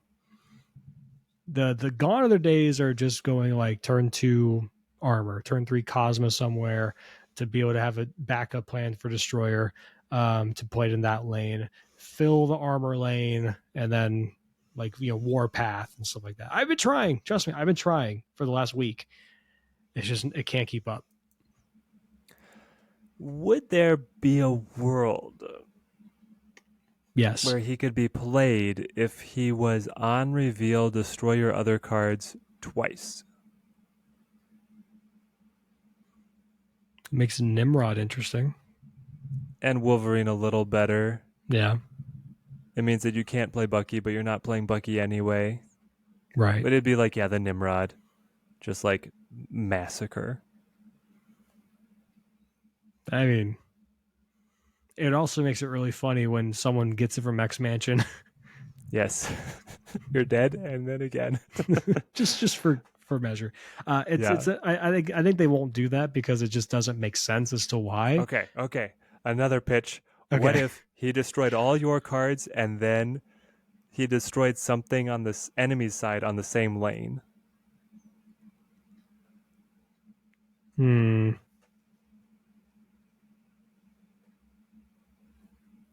Okay. I see what you're saying. I'm Could also trying be to. You'd have to trim some power off of him. right. But Would how you? much power? Can he even be a 612? Can he be a vanilla stat line with that effect? I mean, I guess it depends on how many cards he's destroying on the enemy's side. Is it that he's destroying one random card? Because then I would that think he I could would think live one at random like, card. He goes on your side, yep, and then just quick little at one card. yeah, focused, Kind of like beam, Gladiators VFX. Yeah, exactly. Yeah. Yeah. So that's what I would imagine, and I think I think a 612 might just be too good at that point because he's just a vanilla Hulk that just does crazy things. Wrecks Um, everything. but then I also think he wouldn't even be that good in practice because I think they would. Okay, hear me out. They would have to change his power to like 6'11, maybe 6'12 at the most, right? Right. I don't think they can allow him to surpass what Vanilla Hulk's stat line is. And then people play him, think, oh, cool, that's an interesting effect. And then outside of Nimrod, he will just never be played because now Yeah, the that's the reason thing you is played that him in you're Destroyer, right now he gets played because you have just like mitigating and protection factors, and you'll just like zero him out or Cosmo him out. But if yeah, part of the value was he had to activate, and then you had to like only armor or Pro X your side or Nimrod, um, and then you're trying to leverage the destruction that he would give against the opponent, it would be fun. It'd be interactive. I could entertain it. Um, we'll see what they ever if they ever come back to him. I kind of doubt they will. I think they'll just leave him. So I do too. yep. All right, Doctor Doom 6/5 on reveal. Add a 5 power Doombot to each other location. Thank goodness he's back from his brief He's hiatus. back, underwhelming, but at the end of the day, he's the top of A tier. I think comparatively to everything else here, he is better than Medusa overall. He does what Medusa does, but better in the sense of the ultimate generic card that can go in any deck. As I was going to say, is he the best generic 6 cost? yes, easily He's yes, better than Magneto, right? correct. Yeah. Except for when Magneto wins, it wins in a way that breaks my heart because it moved everything I was trying to set Yeah. up because I'm playing a stupid destroyer deck That's uh, into a different way. Magneto's gonna break your heart, man. Whether you're watching the movies or whether you're playing Snap, it happens. Yeah. So Doctor Doom is A tier. I think Doctor Doom is on the cusp of like can sort of keep up, but also Mm-hmm. falls behind a lot of the ways too in the meta. Well, yeah, because he's the generic. He's not. Right. He's not the combo deck. But the fact that the generic is that close is what's so impressive about Doom. Yeah, correct. So, like for example, the Darkhawk version that runs Leech and Doom, I don't like because I don't think it Mm-hmm. has enough oomph to it like some Right. other versions. But Should have been running Black Bolt Stature. honestly, I might like that more. So I remember your favorite thing was going Legion Stature. That was what Brad that was wanted to great do. with the Infomaniac deck. Why not? Why not bring it It's back? I tried. It's I don't know. There's so many different options that kind of fit the theme of what that deck wants to do. It's Yes. so hard to figure out, and by the time I figure out a viable version of a meta, the meta shifted, and I have to figure it all over again. It's a nightmare to figure out. Yeah, it's so tech card heavy. Our next up is 510 Doc Ock. On reveal, pull 4 cards from your opponent's hand to their side of this location. He's Somewhere in it's C gonna tier. sound weird, but I think of him largely like a morph. He's so susceptible to like what's in the meta right now. Yeah. Um. Okay. Here's the cutoff. Okay. Zola, Is he better than Artem Zola? probably not So okay. Is he at better the than moment. Dazzler? Yeah, I'd give it to him. Okay, then that's where he lives. We'll go C tier. C tier for Doc Ock. Hopefully, we see him again in another Marvel movie, though. Next up, Dracula. 4/1 at the end of the game, discard a card from your hand to gain its power. Somewhere in A tier. Yeah, somewhere in A tier, but how close to the top? I don't think that close to the top. I think Bast is more impactful in the decks that play him because you could win without Dracula. It's really hard to win without Bast. You're kind of struggling to get there for those decks. I think Beast is better than Dracula in a lot of the decks where you play Beast. I will say he's better than Daredevil. Yeah. Um, Dracula's a good card. Don't get me wrong. Has like virtually no counters, right? Oh, yeah. Besides adding cards to your opponent's hand or Lady Deathstrike. Yep. That being said, with as good as he is an A tier. He's better than a lot of cards on this list. I mean, look at all these cards behind him. So it's not like we're snubbing him. But I don't think he's better than some of these cards in front of him. Now, No. looking at these cards, I probably would put him, you know, maybe around Lady Sif and Blade. Probably better than those two. Probably right behind Blade. right behind Blade. You think? Yeah, I I see do. that. Yeah, it's right there with those kids. I think I would put Daredevil right in front of Infinite. Yeah, All right, fair we're enough. seeing the pieces kind of fall into place. Drax, 4/6 Oh, on this reveal is if a your opponent. get What? out of here. This He gets +2. Can you imagine what a joke. getting? What a joke. Give all the Guardians +1 to their Yep. base or their grow power. I Oh, don't care I which. got. I just had this is a brilliant idea. Way to make the Guardians way more interesting. Okay. You give them 2 activations, so they gain. He gains +2 if he reveals simultaneously. Uh But huh. then, if the opponent plays their next turn, he gains +1. So it's like you get What your if? What initial if? Okay. activation, but then he is like a trap card. What if it was a Nebula effect where they don't play there? And then he gains. So he's trying to guess, and then on the next turn they have to follow up to stop a power Yes. gain. That would also be fun. Either way, but something that's then like residual. So you Right. have Right. the unknown guess, and then you have the okay. Now you have to play around my guy, A lot of and text I come though. in with another guardian, Yeah. Gamora. Gotcha. Yeah. Just Guardians stack your lane. Yeah, why Um. not? They're Yeah. a That'd team. be cool. That way they set each other up. I actually. Yeah. I like that. I do like that. All Cool. right, nice. Electro, 3/2. Whew. A lot of people seeing Electro, way more Electro than they ever thought. After Right. Corvus on reveal, +1 max energy ongoing, you can only play one card a turn. Initially, one of the most complicated cards in Snap. Now, just a normal run of the mill little lad. He's been in and out of the meta quite a bit. I would say B tier. His ramping is so good, and his deck is like, it's in and out, but it kind of hinges more on what Sandman is doing to the meta, on if he's good or not. Sandman we put also in B tier, Yeah. Is he better than which Sandman? I mean, he's what they're enabled always Sandman, played together. What's right? this? Is there any time with Sandman it's a 5 cost. Do they ever get played apart? I don't think so. Yeah, Because like you're trying to go into big things anyway. It's just a right. perfect marriage, right? Yeah, yeah. Especially with the instance of Electra saying you can't play anything more than one card turn anyway. So why not bring your opponent down into the mud or sand with you? Yep. So I think that's fitting.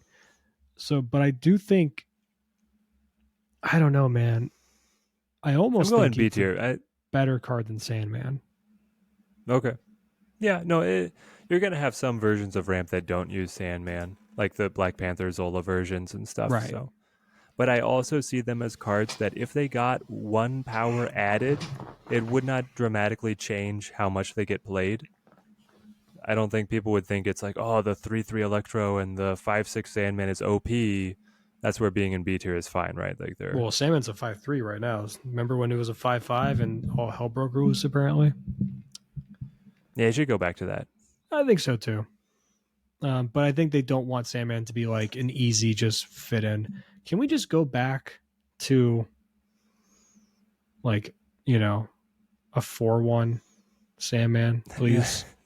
This is Brad's favorite thing to talk about. Can we revert Sandman back to the forecast? It I would be just want to nice. play him with Ronan. Yeah, I yeah, mean, you exactly. could. I guess you could play a Ronan Sandman deck with Electro or Wave. Um, but yeah, whatever. Whatever. I'll let it die. Next. He has a 4 power right now. I think you said 5/3. He's a 5/4 right now. Yeah. Oh. Shows how much Sandman I play. Yep. All right. Falcon 2/3. On reveal, return your 1 cost cards to your hand. Definitely behind Beast, but how far behind? Is he the full tier behind? I feel like he is. Yeah, I think he's B tier. I think he's along the lines of Falcon, Black Widow, like Agent Coulson. Like he plays Yeah. second fiddle to his deck, and very Yeah. oftentimes it's kind of correct to not even run Falcon in certain versions of the deck, and it's only Beast as the bounce version or the Fair. All bounce right. card. Gambit 3/3. On reveal, discard a card from your hand to destroy a random enemy card. This guy's hard because He breaks your heart both when you play him, when he misses, and when you play against him because he always hits. It's like, well, how do you reconcile the two RNGs? Right, but I think he's like around here, C tier. I Something like don't that. think he's B tier. I don't. He's so easy to cut. He's a card that like I'll see my opponent play and I'm like, yeah, that could have been a lot of different things. But it's just also like, hey, what's the worst that could happen? you know, Right.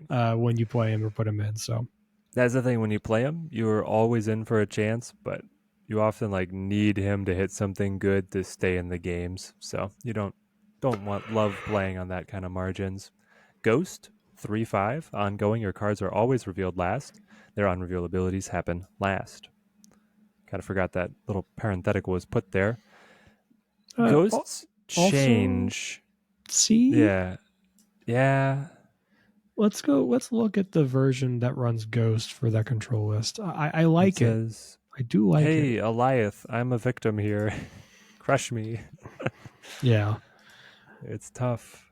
So the version that runs Ghost, I disagree with this. Running, see, this one has a higher cube rate because it's running Mobius. But this one's not right. Okay, why do people? Why? Why do you do this? Why is it either Mobius or Killmonger that you choose to cut for the most part, but then you go to cut Gladiator as your other big three cost? Cut Killmonger. You have Shadow King to reset ones. You have you have Shang-Chi to kill certain ones if they get out of hand enough. Like I Yeah. just cut the Killmonger. Ever Let it since go. Kyera came around, like, I don't think the Killmonger is worth it. But you If don't cut anything, Mobius. run run Electra just to kill that Black Bolt, right? Or sorry, Black Knight. And also like 0.20, 51% win rate, that's not a bad rate. Well, yeah, it's a symptom of Sarah control being good, and it's gonna be good regardless of Ghost. Like you can either play it smart and not take initiative, or you can use Ghost and brute force it. Right. And either way, you're gonna be a victim to the Eliath. It just depends on how much of a victim you want to be. But I'm happy with C. I think it's not up here yet. Maybe Yeah. eventually, but for now I think C. Where do you put Ghost Rider 4/3 on reveal? Bring back one of your discarded cards to this location.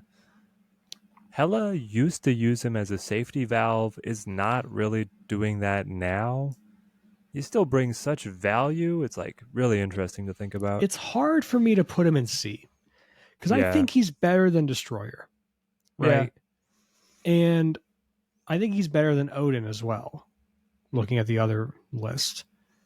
So I think bottom of B feels right. He's underplayed. I feel. I think it's too much all in on Hela, and I think maybe perhaps if they do eventually entertain a change to Hela in some regard, then Ghost Rider will be back with a vengeance. So Yeah, like the Black Knight Ghost Rider deck is that's going to be really solid, and he'll be right back in there.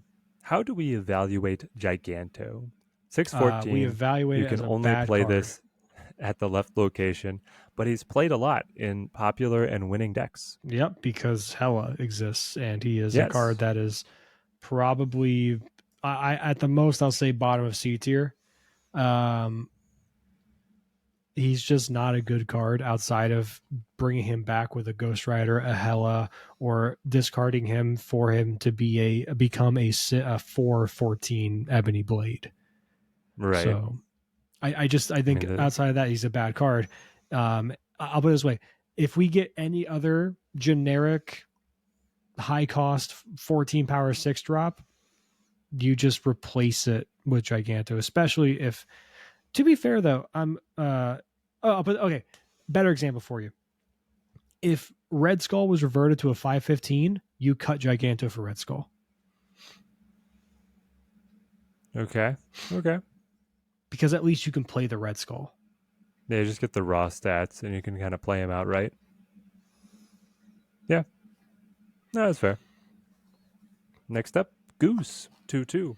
Ongoing, nobody can play cards that cost 4, 5, or 6 here. I think one of the most underplayed cards Agreed. at the moment, though Like It Destroy and Hella is get around Goose, but like in general, I think Goose is pretty solid. still a C tier card though. Yeah. Now, if Zabu were ever to be changed, like the suggestion I gave to you earlier, she becomes Right. a B tier card, I think. Well, okay, so what if Goose got changed to care about base cost, not current cost? Then it's very possible can climb to an A tier card. Okay. But for now, it is a C tier card. Yeah. Underplayed, I absolutely agree with you. It is a crime that people don't play it, but I can understand why people don't play it because you could Yeah. just be like, "Oh, my opponent played Zabu, my goose is dead." Exactly. Um, It really is because you care about that Shang and you care about the Enchantress. Now, would you like to see if they make that change to goose, for example, that you just proposed? Would you like to Yep. see that happen to Crimson Cosmos as well? And you could argue the same to be said No. for what's it called, the Big House, I like those being the way they are, I guess. where you could sneak under them. You could sneak a Darkhawk under the Big House with Zabu, or vice You know what? versa. Maybe I mean for consistency's sake, you probably change them all, but I like a Goose getting a little more. She has like a purpose, and you're like trying to control that protection. Whereas the Right. locations is like I want to be able to use my tricks to get in there. So I don't know. I can't It's wait for hard the to. Reddit thread when that happens. It's like, why does this happen and not with Yep. Goose? Yeah. Yeah. Inelegant game design. Have they learned nothing? Did they not go No, they're to game bad. design school? Indie company. They have hired bad indie company makes bad game. Green Goblin 3 -3 on reveal. Switch sides. So we said this last time. It's a B tier card, Yes. where Hobgoblin's a C tier card, Yes. but it's It's not a good B tier card. It's bottom of not B one of tier the. card. Yeah. Yeah, I'm like Ghost Rider's better, right? It's just way more impactful when it hits. This one hurts me. Hazmat 2/2 on reveal. Afflict all other cards with -1 power. I played so Uh, much Hazmat. She was my upper avatar for the longest upper time. C tier. Yeah, that's We can sadly where give you she has that. to go. Luke Cage It's. came back. It made her go I'm from a very bottom C glad tier that he to an upper came C back. tier. Huh? I mean, honestly, if you're playing Luke Cage like in a junk Hazmat deck, she makes good value. It's just overall the deck is still missing a half step compared to the other top meta decks, so it's tough. Do you think we can return to a classic junk style deck once we get Cannonball? It could, I mean, Like without Cannonball. Annihilus, without Sentry and stuff like that. It's Yeah, purely yeah. just send stuff on your opponent's side, bring back debris into the fold, and just Hazmat Luke Cage is your real big thing. Was Cannonball a random card though? It is, and it says either move it to replace Yep, it with a rock. If it can't be moved, destroy it to replace it with a rock. So either way, they get a rock, exactly. is what I'm So saying. yes, the problem is that if you are debuffing cards or throwing stuff to their side of the board, like the Widow's Bite and the Goblins, you don't want Cannonball destroying those. You don't care if it moves it. Like Fair. moving it is the spite. You actually want it to get moved, and then an extra rock there that can be debuffed later. So it Well, puts a slightly different play pattern on Cannonball. true. It could be good. Also, the White Widow looks insane. Oh, that's a fair point. Yeah, White That Widow has might to be a be 3/3, right? There's no way it stays as a 2, White whatever. Widow can't release in her state that she's in. We know this. Yeah. um, So White Widow's a thing for junk. The reason I think Cannonball can still work in junk is because I don't think you want to play a Nihilist Sentry in that version. okay. So it gives you an actual turn 5 power play. Because I would Right. rather play that and kill a card I've afflicted and give them a rock instead than play a Hobgoblin that just potentially misses. And I'm like, whoopsie daisy, I have a goblin now. Right. I mean, but also think about like Cannonball on the Man Thing lane. It's like, oh, you had an expensive card that was not Right. debuffed. Rock. Yeah. Yeah, that's great. I like that. All right. Fun tricks in the future. Unfortunately, as Matt, we're gonna wait and see where she can land in the end. Next up, Hella. 6/6 reads you win the game if the opponent, or you lose the game if the opponent is playing Hella. You lose the game if you're playing Hella. No. She's S I am tier. no. Yeah. Get out of here with that. Oh She yeah. is She is not S tier. She's at least A, top of A. Top of A? Better than Doctor Doom, better than Cerebro, easy. Hmm. So, okay. We have to take so if we talk about her fact that she's a build around card and she Uh huh. defines an archetype, then Fully. and that was the only thing we were talking about, I would say yes, she's an S tier Yep. card because there is Right. no replacement.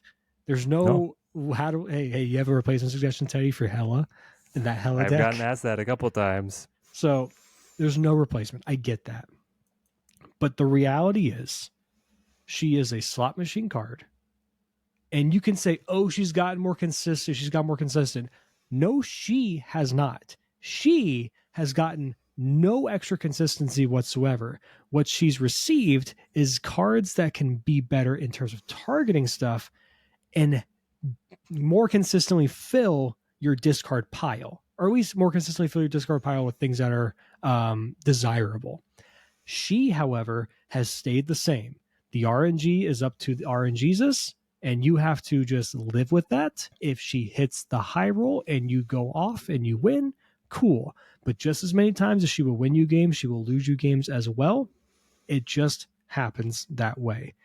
She, in a vacuum, is a top of B tier card, in my opinion, based on power and strength.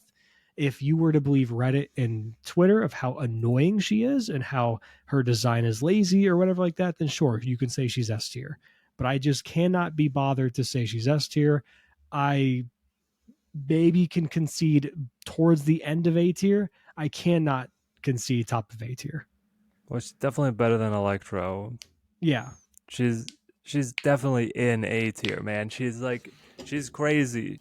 We've had so many different eras where Hella's like always stayed there. Whenever there's turmoil in the meta, you play Hella because if you're solid on your fundamentals of snapping or retreating, you can do okay. You can high roll anybody. I will And give now you with that. this She is a new great 8 cube card. yeah, with this new like ramp Corvus, people are really understanding that you didn't have to go all in on Hella to have a good deck. She can just be another card in a good deck that revives one or two things, and then that's one of the best 6 cost cards you can play. Yeah.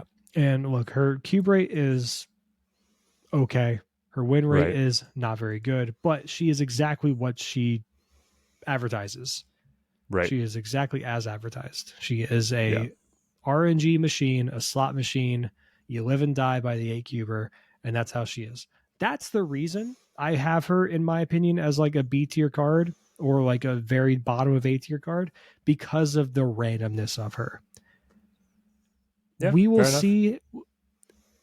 I'll happily revisit this idea soon about Hella in future months if Corvus or people figure out that like Corvus is broken with her and they end up just fixing it. I still think my favorite Hella deck that I think was the best Hella deck was really the Lockjaw White Tiger Silver Samurai, that one. I thought that was the Wow. best Hella deck because it was the one that truly was the most, in my mind, consistent as far as the power output and felt like it could overcome the RNG aspect a lot more because it was moving stuff to other lanes, right? Yeah. No, that was nice. So, but I will give you bottom of A tier. I All just right. cannot give you S tier. She feels like it. Yes, Hella carrier. feeling. You're right. She feels like it, but stats and the way she plays is not S tier. All right. New Helicarrier, 610. When you discard this, fill your hand with random cards. Uh, I'll let you say it's like towards bottom of C tier, top of D tier, probably still C tier. Yeah, I think it's still C tier. Like, it's just off meta. It's great for fun, but it doesn't. And again, maybe it's the. What is it? Mockingjay? Mockingbird? I think it's Songbird? Mockingbird because Mockingjay is Hunger Games, right? Mockingbird might. Like, if you pop Helicarrier, basically she's free. Which would be really exciting. So there could be some love to this archetype coming out in the future. Mockingbird. Just There we go. Look at that. all right. Hey, We we're might getting get the some man love in the thing. future. Oh, there's Cannonball. Yeah, yeah, yeah. Oh, I can't wait for this month, man. This March is going to be sick. Pixie, oh my goodness. Yep. Wild stuff. Also wild Hell Cow. 4-8. On reveal, Okay, discard I two have to cards ask from you. your I have to hand. ask you. Yeah. Okay, it's bottom of C tier. Very, very. It's okay. It's slightly better than Giganto. Maybe It's worse right than there with Debris. Swordmaster. It's yeah. It's around Swordmaster. Um. Yeah. Okay. Hell cow. Question for you, because this I Yep. don't care about the card anymore. We've determined we No. agree C tier. Yeah. Someone told me because I asked, hey, I didn't know.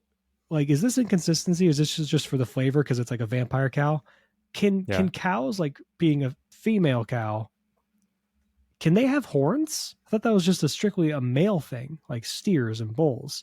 And they're like, There are going to be some species that do have horns. There's like longhorn species that do, but okay, also it's a demon cow.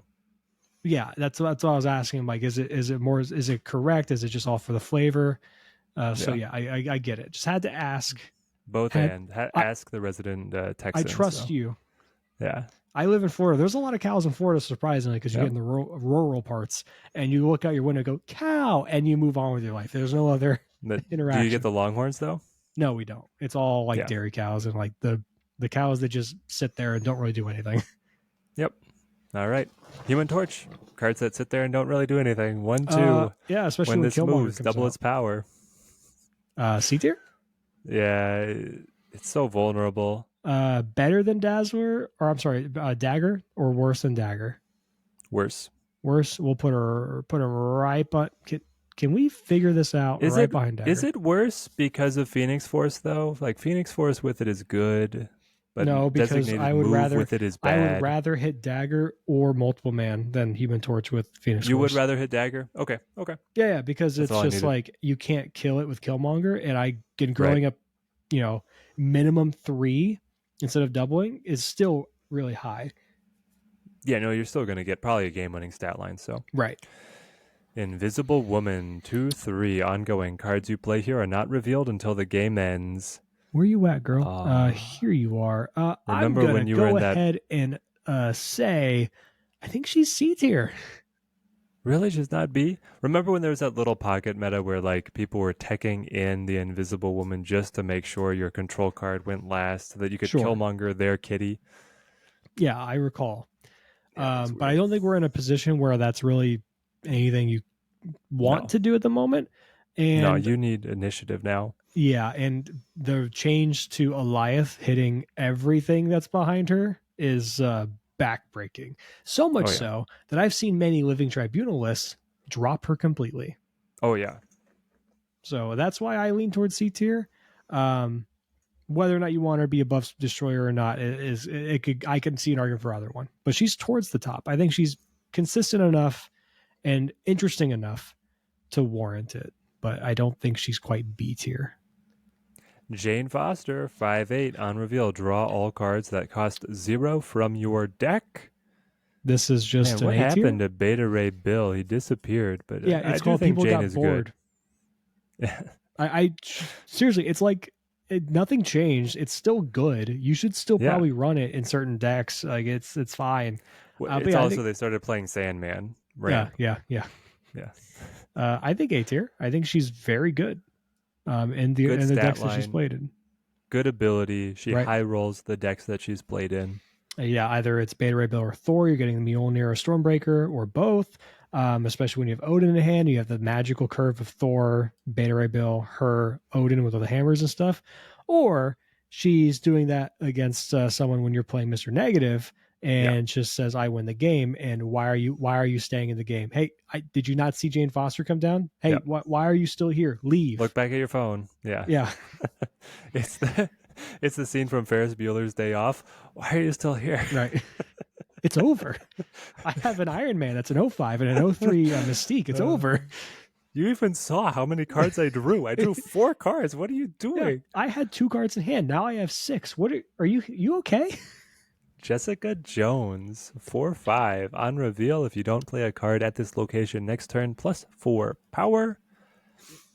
Bottom of B tier. I think she's like defining factor of B tier. Wait, Jessica Jones. Yeah, she's not Series 3. She's Series 2. She's on my list as Series 3 for some reason. Yeah, because we put her in B tier already. Why is she okay? Snap thought you're right. Snap Zone has her in here for some reason. Weird. That's so odd. Everywhere else has been consistent as Series 3, but yeah, she's Series 2. Because, like, remember, Okay. you do her with, like, Storm Infinite stuff in Series 2. Yeah, yeah, yeah, yeah. Weird. All right. Okay. On to the Juggernaut. 3/3 on Uh, reveal. Move away all enemy cards played here this turn, including unrevealed cards.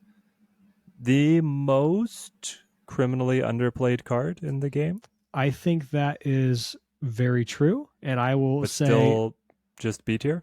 I think B tier. I think it's good. Okay. I think Yeah. it's probably better than Goblin on average. It's Yeah. close between him and Ghost Rider. I think Arrow is a bit better than him though. Like Black Bolt's better, stuff like that. Frankly, should Azorman be a bit lower now that I'm looking at this? Maybe Yes. around like here. Okay. But yeah, Juggernaut is like very good. It's just the problem is it's a little awkward because like the cards you want to play it with, like you wish you were being more efficient with your energy. Like, yeah, I could play Juggernaut after Storm when I and float one energy and effectively win that lane. Or I could be energy efficient and play Jessica Jones, Yeah. which people for some reason will choose that. But I think Juggernaut, yeah, criminally underplayed, underrated. Good card. Kingpin 2/3. When an enemy card moves here, afflict it with -2 power. Now, I initially love this change, but he's not really panned out. See, Yeah, probably better than Invisible Woman, not better than Destroyer, fair enough. because at least Leader Destroyer is a 6/2. big guy. Yeah, he's at least a big guy. Leader 6/2. On reveal, copy the enemy cards with the highest power played this turn, but on your side. Who is Hear the me out. most hated card in Snap? It probably Leech. Leader is number Yeah, two it's though. probably. I think Leech took over the mantle. Okay, hear me out. Right now, in this meta, recording today, okay, February 22nd, 2024, with how, yeah, I know, with Brad how has, many for those of big, you listening at home, placed him in the A tier. with how many big cards there are and how many impactful cards that can come down on a singular effect, especially the amount of decks that play a singular card. Also in conjunction with Sandman Ramp, very, very good. I think it's better than everything you see there on B tier.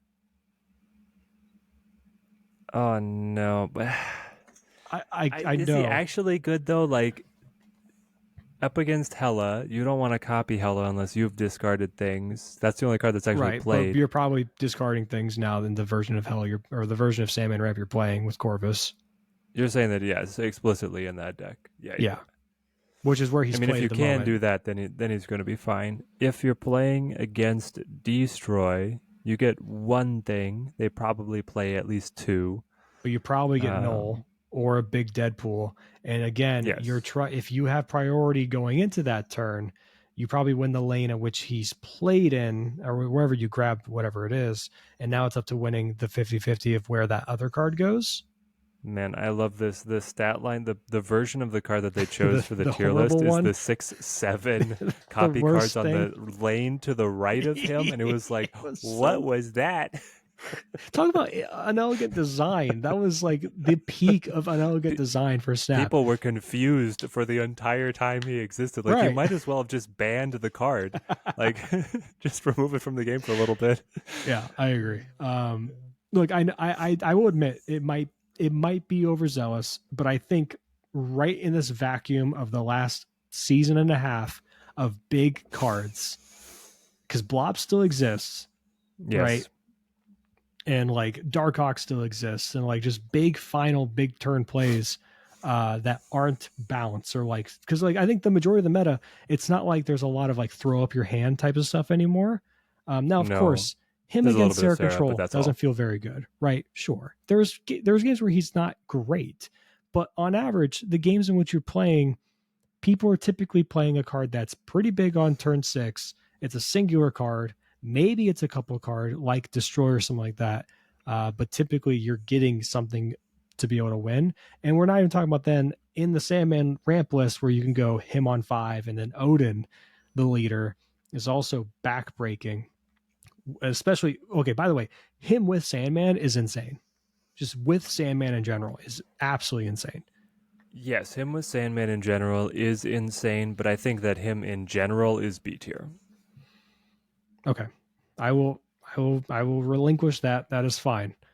But I think at the moment, I think he has his moment under the sun at the moment right now. I think Yeah. he is A tier quality at the moment, but I think on average we can say B tier. Lockjaw. 3-2 after you play a card here. Swap it with a card in your deck once per Um, turn. I think he's also, this is like now vying with one of the most winningest cards all time for like the lifespan of the game. True. Lockjaw's insanely good. You have to go A tier. Some will argue S tier, I think. I will say not better than a lot of cards in A tier because of the randomness stuff. Um, Right. I think he's A tier.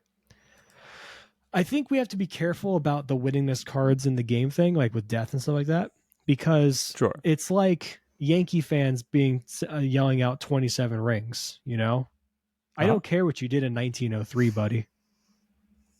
Your grandfather wasn't alive then. Your great grandfather possibly wasn't alive then either. Shut up.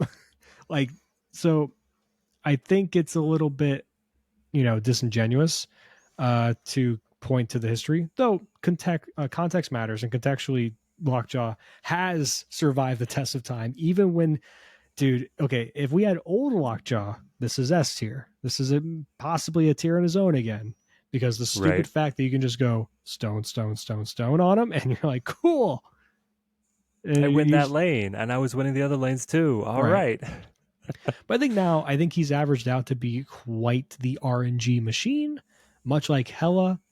I think he's a little bit better than Hella. Often you'll see those two together in the same deck, but because of the fact that is not what I clicked on. I accidentally clicked on a thingy. Um, but because he has more applications in other types of decks, like just Thor, you can do. Look, even the win rate's a bit better. Popularity, I think, is actually a bit better than Hella too. So you can do Thanos Yeah, because he's Lockjaw, in Thanos as well. right? And And he's in the Thor Lockjaw. Like that he had the he gets his Haiva name on Lockjaw different decks. Yeah. version and stuff. So So it's good. It's good for sure. Also good for sure, Luke Cage. 3-4 ongoing. Your cards can't have their power reduced. I love the change. I wish that he could have stayed a 2 cost. Because I think out of those 2 costs that got changed, he was the least abused. right, Um, but going in B tier for somewhere now. in the middle of B tier, like around Yeah. like Agent Coulson, Black Bolt kind of stuff. Just because when he's impactful, he's very impactful. When he's not, he's kind of mid. It's a Yeah. flip of the No, I'd coin. agree. Um, and he, unlike Mobius, who I will compare him to as a global effect type of thing, Luke Cage, you see the fruits of your labor pretty much immediately. Mobius, Right. there's always that possibility of like maybe they had a Sarah in their deck or a Lockjaw, and they just said, I'm not going to play it because I see the Mobius. You don't really see that. Luke Cage, it's Yeah. like, yeah, you know if he was impactful or not. Exactly. Mimbaku 1-2. If this is in your deck at the end of the game, it jumps to a random location. We're This snapping, right? is I think bottom of D. It's not No. quite bot territory It's because definitely an F. He's someone terrible. someone can play him in Cerebro. And I don't care. You're okay. You're It's right. still He's F really tier. bad. You're right. I'm sorry. I'm sorry. I tried to convince myself he's F tier. Damn it. He's got good art. Magic 3-2, also great art. On reveal, replace this location with Limbo. Doesn't work after turn 5. I'm saying S tier. You're going She all the way to S tier, she even with how is. vulnerable the keeping Limbo is. Yeah, I think the simple fact that as a 3 cost, how just warping. Like I think we've grown numb to it, Teddy, because let's look at her play rate. Because we saw her everywhere for the last 3 seasons when we've done our little end of the season, like what's your most viewed location? It's been Limbo every single time. Yes. I just think that the fact that she is in so many archetypes, can be put in so many archetypes, the argument for her to be in any deck I could see. Um, I think she's crazy. 12.8%. That is Wow. high. Wow. I didn't realize it was that high. And a negative win percentage, but positive cubes. Right. That's how she rolls. There. Yep. That's how she Because rolls. it is a double-edged sword, of course. While Oh, she's yeah. holding a double-edged sword, um, the uh, the idea of extending the game for both you and your opponent, you're helping your own game plan, but you could be helping theirs. So I think, but I think that what she represents with the meta and how she's always an option, always available in various different archetypes, and just is so accessible as a 3 cost now. Um, like just look at this. You see a couple different tribunal lists. You see high Evo, or the like the That's true. The Hulk drop deck is so good, and she leads that. So, this is a tier 1 deck. yeah, She is a it tier, has been for a while. and she is one of the best cards in the deck. I would argue this deck cannot exist with her as her old version as a 5 cost, because the fact that you can enable the option of going magic and then leech on 5, pass on 6, and just say cool. Like Yep. this is the best leech deck by far Right. because of magic. Oh, yeah, yeah. For sure. Because then you get to protect the limbo. Now I'll It let you forces decide where them. she is in S tier. I think she's better than the destroy stuff because of how impactful she is. But I'd put her behind it for now, but we sure, can discuss that once we kind of combine all of the tiers. right.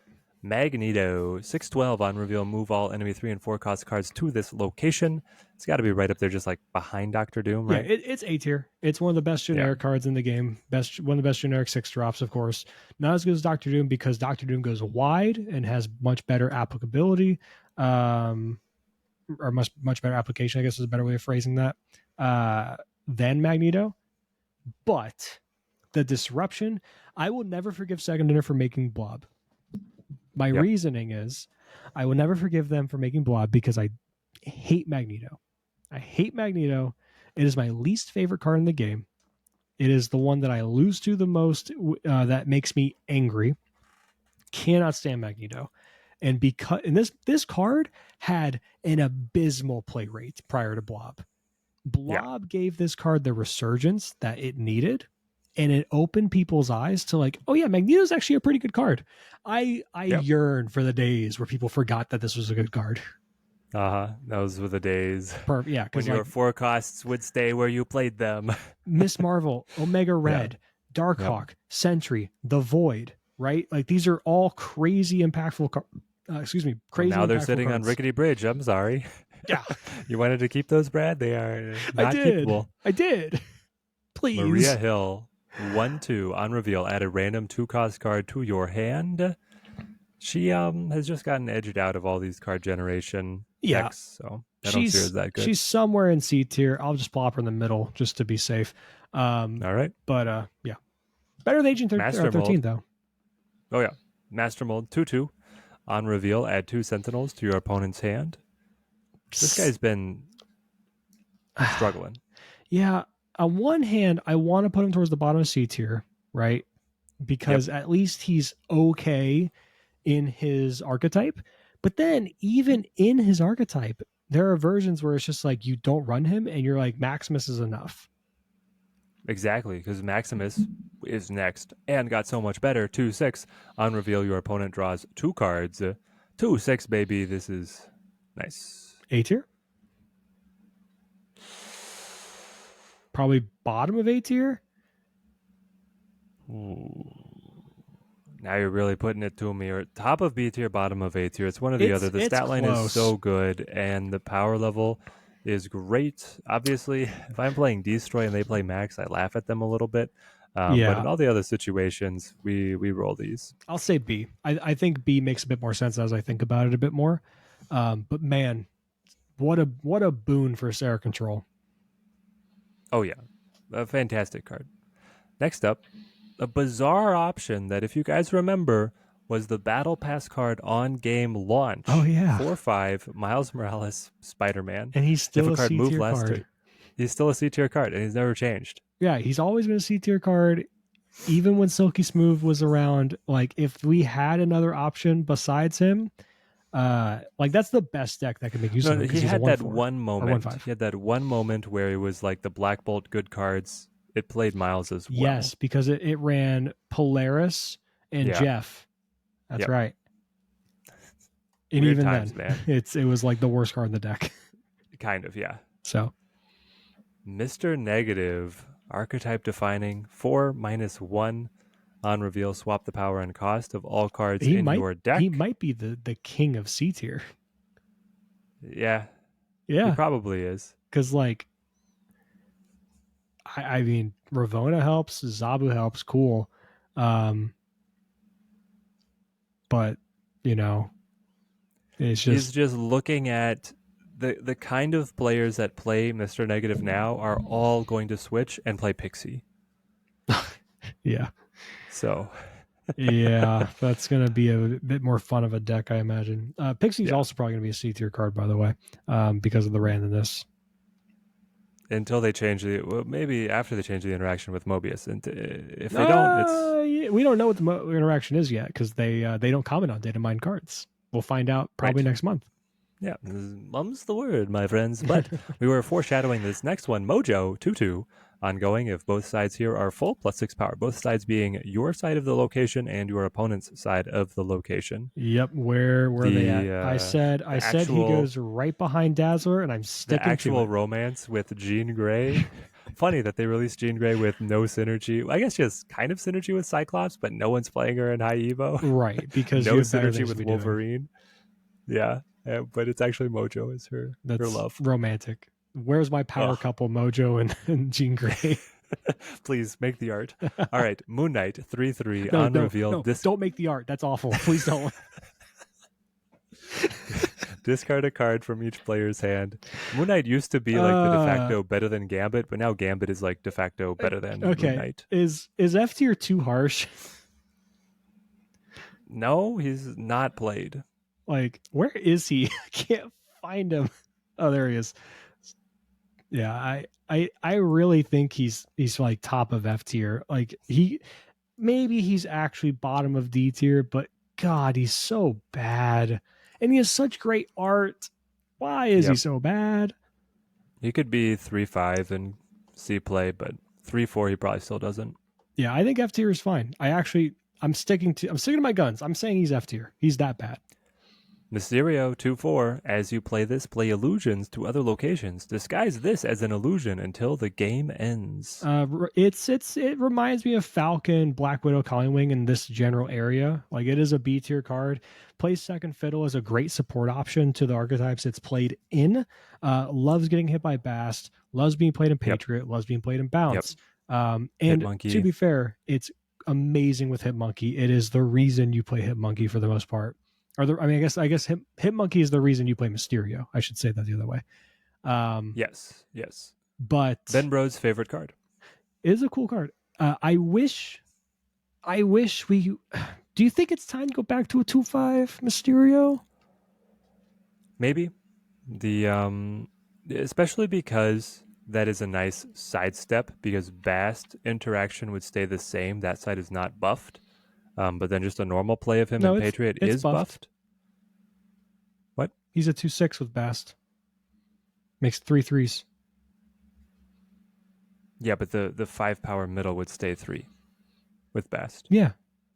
Yeah. So totally the 6. interaction with Bast is not buffed. Oh no. Oh yeah. I see what you mean. I thought you were Sorry, saying. Yeah, I misunderstood. Apologies. Okay. But yes, I Yeah. agree. And I miss seeing Mysterio on turn 2. I miss those decks. Remember when he was a mainstay in Destroyer? Or I'm sorry, Destroy. Yeah. Not Destroyer. Yep. Like that's crazy to me. You just had to have more tokens on the board. Yeah. It was fun. Mystique, one of the cards that has really withstood the test of time. I was calling for Mystique nerfs like way, way back. Shocked it never came around. Now the game is kind of balanced out that I'm pretty fine with her where she's at 3-0 on reveal. If the last card you played has an ongoing, copy its text if it is in play. How much do you like Mystique? I like her in B tier. Okay. I think she's impactful, but I think she's She kind is. of grown to be largely unnecessary in a lot of archetypes in which you'd rather just play another type of effect that's ongoing that's just good. Particularly in Zabu shells is where I kind of look at mostly that have Yeah, her kind of cut favorite targets of late are Hawk and Miss Marvel. right. And but then I'd rather just run more 4 drops to make use my better use of my Zabu than a Mystique to maybe hit a couple things. Um, though you can still do it, and I would never fault you for doing it because copying Darkhawk is still pretty good. Right, then it's just a little more of a high roll, and you have to find that middle ground. Right. Negasonic, 3-2. After an enemy card is played here, destroy it once per game. So you Ooh, said Juggernaut is one of the most criminally underplayed cards. I think it this might, is the most yeah, criminally underplayed card. fair. I would go as far as to put her just above Black Bolt. Okay, yep. Think she's a B tier card, has potential to be an A tier card, but the fact that she has 2 power, she's stuck there, and I don't think can have any room to get buffed any more additional power, makes her kind of uh, always a B tier card. But You know how she gets buffed, Brad? Surfer, You play her with Iron Lad. oh That's yeah, been the yeah, most effective use I've seen of her. Like they Iron Lad the Negasonic, and then they play Negasonic, and there's like that layering of effects is what's so brutal in multiple lanes. It's like I can't get out of this. I have to sacrifice a good card. Yeah, it's fun. yeah. All right, Nick Fury, 4/5 on reveal. Add 3 random 6-cost cards to your hand. He had like a blip That's where he was getting played. It's right by Namor. Um, man, he's hard to use. yeah. He's like I would say just better than Oh, with Helicarrier, Helicarrier. Yeah, that's fair. but not as good as Atuma. Okay. Omega Red, 4/5. Take it away, Brad. Ongoing if you're winning here, +3 power at all other locations. Yeah.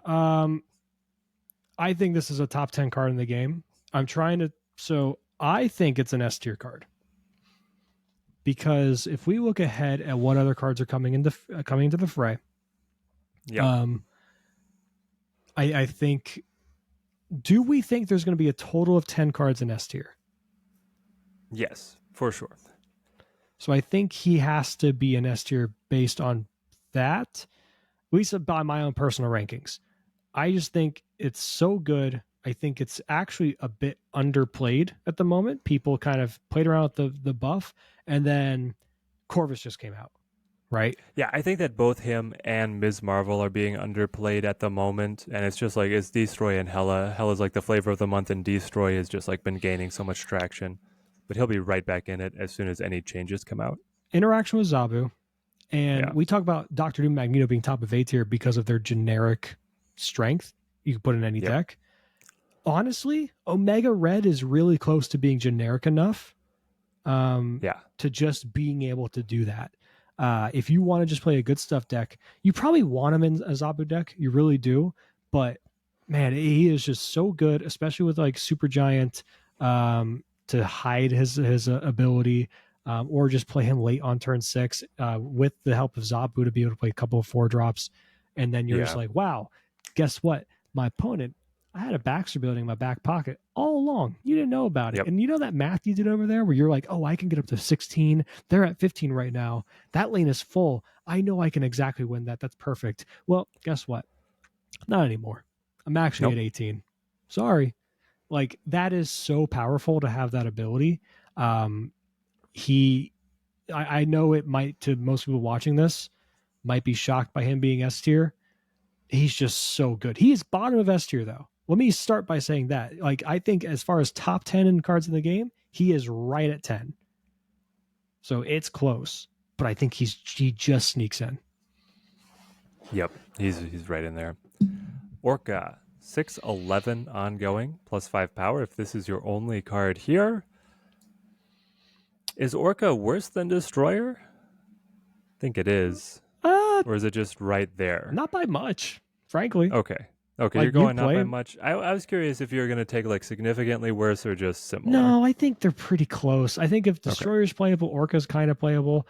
The only difference is Destroyer wants to be played on top of like a lane that has a Cosmo, or you want to have an established like other like armor stuff going on. Orca wants to be played by himself, but I don't know. They're really close. Destroyer's a bit better because you can play him in only with other people. But for the most part, Orca's fine. Yeah. Patriot. 3-1. Ongoing, your cards with no abilities have +2 power. I thought this was going to be a deck that was an evergreen, but it's really slipped recently. A lot. And Yeah. so much so, like, again, if we talk about the simple fact, much like we talk about Hela, we talk about the simple fact that there is no replacement for this card. You cannot say in a YouTube comment for one of your videos, studying, be like, hey, Teddy, what's a replacement for Patriot in this Patriot Yeah, deck? yeah. There is Right. no option. The option is go kick rocks. Yeah. So for that, he's A tier or S tier for that alone. However, in his pure power output and what he's able to do, what Patriot decks are looking to do, and how good they are, how often you see them played, they're a tier 2 deck, probably tier Right. 2.5, really. So I think currently it's a B tier card, Yeah, I would agree. just above average. I'd say right behind Falcon because I think Bounce is just a little bit better. And How he's do you got his feel about girlfriend Mystique. they put it perfect right next to each other, and then Cerebro standing off on his own? What a big lad. Yeah. Polaris. 3-5 on reveal. Move an enemy 1 or 2 cost card to this location. Is this another instance of just a card that should be played more that kind of fell out of favor for no seemingly good reason?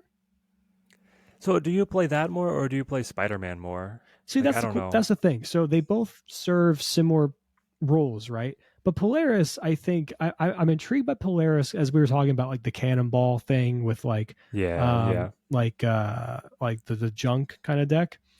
I was right. intrigued thinking about like debris and then Polaris to try and clog up a singular lane with a rock and stuff like that. I like that a bit more. I think the agency of Polaris is slightly better than Spider Man's. However, the option of Spider Man being able to be played on a negative location or a card you don't want him or a location he doesn't want to stick on and swing away from it Yeah, is pretty right. nice. Um, but or even better, get into a location you can't access, like Luke's Bar, Sanctum Sanctorum, Death Domain. So I think overall, Spider-Man is, I don't know, like a hair better than Polaris, but I think the agency of Polaris is better than Spider-Man's. Right. Yeah, no, I would agree. And I think that we could see Polaris in more decks. Just that being able to fill that spot is so pivotal. Right. Psylocke, 2-2. On reveal next turn, you get +1 energy. Ye old standby. She's so good. Yeah. So Bay, B. She is Yeah. Bay, B. Yep. Okay. Somewhere in here as well, like around Falcon, Patreon, stuff like that. I tried the classic Thanatos today, by the way, on stream Yep. with the 2/2 Psylocke. Try and go into some like Devil Dino on 4 Blue Marvel, Professor X kind of thing. Right. It just couldn't keep up. It's another deck that kind of feels like it just can't keep up with other decks are doing right now. It's making me, as I'm playing all these decks, like Destroyer, like this classic Thanos list and stuff like that. And I'm seeing more and more of like how they just seemingly can't keep up with a lot of the current meta. It makes me a bit worried about the future of Snap in the sense of like we need to tone down some of these top like go tall type of cards is where I'm kind of leaning. But Psylocke They still is go a fine card. they go real tall.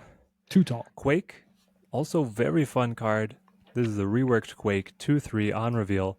Swap the positions of the other 2 locations. Oh, she's good, Brad. She's good. I think she is good, but I also think she's like towards the bottom of B. Really? You go all the way down there? Where I are you just going to put Legion? Legion?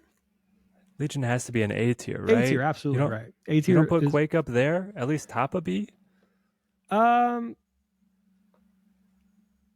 I just don't see enough of a disparity between the play or the win percentage and cube rate of like the decks that are locked down that run Quake versus don't.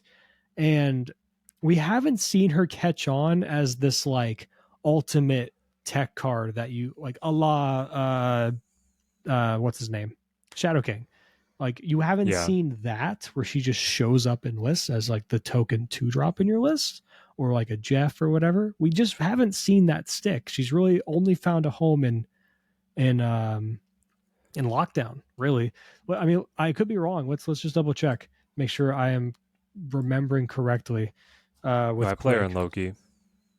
you have her in Loki. Yeah. So her top deck is in fact Loki. Yeah, it's the Lambie Loki deck from like Oh, okay. a few weeks ago. And So then that would lockdown. do it. There's a random Darkhawk list that has it instead of playing Rogue as well. Mobius. Oh, I've seen this list. Yeah, Um, exactly. then some random stuff. This is last 30 days. What about last patch? So last Probably a lot less. yeah, last Hey, 30 it's still days that. we saw nine like almost 10,000, almost Yeah. 10,000, almost 10,000, 6,000 games, 5,000 games. A lot of games played because that was around the time she got buffed. Since last week, it's fallen off really hard. Yep. Again, I also think it's a symptom of Marvel Snap players, the average player, the community is too much of a follower, just do the easy thing, find whatever your favorite creator posts as the next deck or whatever, next hotness, and then just give up on the cards you were trying to play last week or week before. I think that's just No, too. chat. You don't have to listen to Brad here. Definitely follow whatever I'm playing. We So can have that fun finding new stuff all the time. It's totally fine. so Cult of the Quake new. could Cult be of the new, I say. Quake could be a symptom of that. She actually, Sure. I'll say she probably is a symptom of that. Pretty Yeah, I think likely. she'll mellow out somewhere in there. So for now, I do think B, though I can happily push her up a bit more in B tier. Where did you put Scarlet Witch out of curiosity? I think I said C. Yeah, Okay. C tier. Just because the So she's ahead. That randomness, that makes sense. she falls out for a lot of other decks. Yeah. But that's really your analog. All right, Quinjet 1-2 ongoing. Cards that didn't start in your deck cost one less. Minimum of a one. Very important parenthetical right there. I think Quinjet, very good. Yeah. Not A tier though. Probably B. It's not C. Yeah, Just where in B does it end up? Like I think it ends up probably around the middle somewhere.